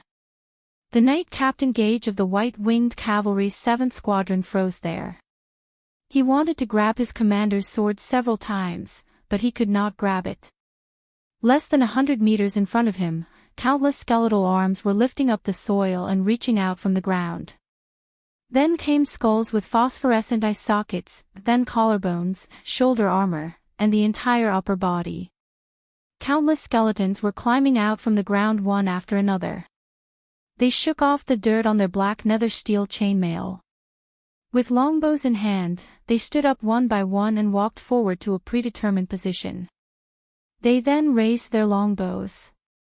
The arrows on the longbows were burning with a faint flame. It was as if in an instant, a complete formation of longbow archers had appeared in front of him. Almost all the Knight beside Gage were at a loss. Because when they looked around, this scene was not just happening in front of them. It was happening everywhere in the front of the Silman Valley. Under the night sky, the phosphorescent light on the arrows of the skeleton archers formed a continuous belt of light. This belt of light stretched from west to east. There was no end in sight. But the crux of the problem was, where did they come from? Where were the scouts? Where did they die? How did these damned skeletons get around the defensive line? Could it be that it came from underground? Everyone's heart was filled with these questions. But to Gage, these questions had converged into one main problem. What to do? When the second wave of arrows rained down from the sky, the white-winged cavalry's vice-captain Walter finally reacted. He finally realized that this was not some harassment. Even during the War of the Black Rose, he had never seen so many skeleton archers.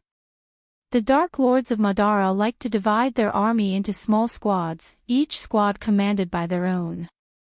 Normally, a squad of liches would command 10 to 12 skeletons. It depended on the number of liches and Black Knight under the Dark Lord's command. This kind of battle style was like a knight leading his squires into battle. Only in large-scale battles would one see hundreds and thousands of liches commanding tens of thousands of skeletons to charge forward like a tsunami. That was the scene that the human army was most afraid of. But fortunately, this kind of opportunity was rare even for the Roman Black Rose. First of all, gathering thousands of liches was a difficult matter. It required the cooperation of many Dark Lords to accomplish it. But this was precisely the hardest thing to happen in Madara. So when Walter saw thousands of skeleton archers on the long line of battle, his first reaction was that he had been fooled. There were at least 3 to 4 Dark Lords fighting side by side, and they were working together seamlessly. At this time, even if he was stupid, he would have realized that Sealman's path, which looked more difficult to attack, was precisely Madara's main direction of attack. After realizing this, he immediately thought, what should I do now? How should I resolve this battle? Can I still resolve it? The only thing he was thankful for was that he was commanding the cavalry. Compared to Madara's regular skeleton warriors, the cavalry at least had the advantage of mobility and impact. Although Madara had Black Knight as well, they were too few in number. They could not play a decisive role in this battle. The deputy commander quickly calmed down. Madara's attack was too sudden. These damned skeletons suddenly appeared from the ground and appeared in front of them almost instantly. There was no time to react at all, and a brigade of his cavalry was finished. Although the cavalry was not completely annihilated in the beginning, but they were scattered around the battlefield. There was almost no organization between them, and they were not connected at all. Soon, they would lose the will to fight. Walter was very familiar with his own men, so he did not expect any miracle to happen. But he still had 2 brigades. That was enough. Dispatch. He finally made up his mind and shouted. One order after another was relayed amidst the chaos. When the remaining 2 cavalry clans in the Silverman Valley gathered to launch an assault on the skeletal archers' left flank, just as Walter had predicted, the first clan of the white-winged cavalry had fallen into utter chaos. The 1st Brigade's Knight commander, the gold-ranked Great Knight Garen, was shot in the eye socket by the first wave of arrows and died on the spot. Then, the skeleton army suddenly crawled out from the ground and directly dragged the 1st Brigade into the chaos. The battle had only lasted for half an hour, and the 4th Squadron was completely annihilated. The 7th Squadron's Knight Captain Gage was killed, and the 8th Squadron's Knight Captain Opum was seriously injured and unconscious. The remaining Supreme Commander fell to the head of the 8th Squadron's Vice Captain, Portland. This person did not have much of a mind of his own, so he simply led his troops to retreat to Owl Town. Thus, Madara's army was completely unobstructed. The remaining 2 cavalry brigades were instantly exposed to the enemy's attacks. When Walter saw this scene from the high ground, he was so angry that he wanted to curse. In his heart, he had already dragged Opum out and beheaded him many times. Unfortunately, his anger was useless now. It was too late to withdraw the order now. He could only hope that Madara's reaction was not that fast, and they could not change the direction of the battlefield in such a short time. Or perhaps, his men were better and could withstand 1 or 2 waves of attacks. As long as they could kill their way into the skeleton archers' camp, then the rest would be easy. They were cavalry, and the enemy was just infantry. If this was the War of the Black Rose, perhaps the white-winged cavalry would have already collapsed. Fortunately, it had been a year since the war, and this year was enough for everyone who had experienced that terrible war to lick their wounds. Those terrible undead were now just ugly skeletons in the hearts of the veterans, and they were no longer synonymous with death. Other than being dull and fearless, they were even worse than ordinary human soldiers. Without the fear that originated from the root, the Roman Tuo's Black Rose was just a slightly special opponent. Walter thought of this and pursed his lips. Bless Martha. Time has not only changed Madara, he thought silently in his heart. And it was indeed so. Balls of illumination magic exploded on the battlefield, illuminating the hundreds and thousands of cavalrymen and the last distance between them and the skeleton army of Madara. Among the slowly advancing cavalrymen, mages flew up from behind the knight one after another, leaving the back of their horses and floating in the air. Although their spells would expose the white-winged cavalry to the range of the skeleton archers, the cavalrymen were preparing for the final sprint. It was almost impossible to carry out such a tactic in the dark. Although legend said that some cavalrymen might be able to do it, the commanders of the white-winged cavalry knew that their men were capable of it. The Knight Captain Vance of the 2nd Cavalry Brigade felt that the good lads on horseback were overtaking him one after another. In fact, the entire 2nd Cavalry Brigade was in a state of acceleration. About 100 meters away was the 1st Cavalry Brigade. The cavalrymen under Valerie's command were a little ahead of them. Their task was to open a path in the sea of skeletons so that they could slaughter the necromancers behind them. Vance suddenly felt his body become lighter. This was a sign that a wind spell had taken effect on him and his horse. Thanks to all kinds of strange magic, the cavalrymen were able to charge in such a rugged terrain at night. These tactics were summed up in the War of the Black Rose. Before that, the kingdom's army had been following the experience gained from the First Holy War. They were conservative and old-fashioned, and in fact, were not suitable for war. War was fair to both sides. The Madara in front of them might be stronger than before, but they were not the same. Just wait and see, damn skeletons. He waved his long sword excitedly. Cavalry tactics were the greatest invention in the history of civilization. When you personally participated in it, you would be surrounded by horses and armored knights with swords in their hands. When all of these formed an irresistible torrent of steel forward, every participant felt as if they were personally controlling this extraordinary power. It was an addictive feeling. For Vance, it made no difference. The rain of arrows began, clanking as they fell on the armor, but it did not cause any damage.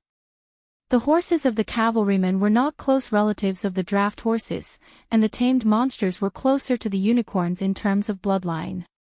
Although they were not as powerful as their relatives in the forest, they were still far stronger than ordinary beasts. Therefore, after the impact of the arrows was reduced by the thick armor, the impact of the arrows was transmitted to them was negligible. The knight at the front had begun to let out strange cries. At this distance, it was time to prepare for the lich's spells. However, the mages at the back were also ready to attack. This was the last hurdle. Once they broke through, the skeleton army would be in front of them. In the War of the Black Rose, not many armies dared to face the sea of skeletons head-on. But now, it was different. The mysterious cloak that was draped over the army had long faded due to the accumulation of time after the war. Especially for the veterans who had participated in the First War, the skeletons in front of them were just skeletons. New and old grudges were in front of them. They held their breath and wanted to teach the enemy a lesson. The lower-ranking officers were also shouting to encourage the new recruits. Everyone understood one thing. They were cavalry, and the other party was only infantry. Regardless of whether the charge failed or not, infantry would not be able to pursue the cavalry.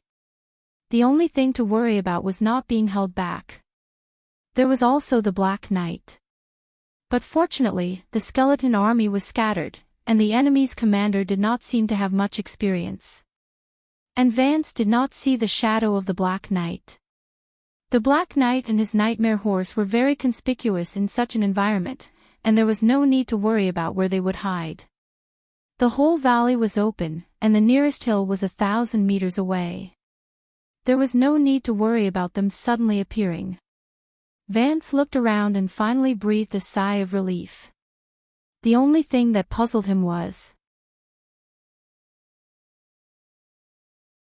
the expected magic attack did not come. What's the commander of Madara doing? He was a little puzzled and could not help but raise his head to look in Valerie's direction. They're about to miss their last chance. You're tuning into the LoveLore Library YouTube channel. We're so grateful for your support, and don't forget to subscribe to join us on this incredible journey through captivating stories. Your generosity through donations truly makes a world of difference, as it's the primary source of revenue that allows me to expand and enhance this channel for you. Thank you from the bottom of my heart for being a part of this adventure.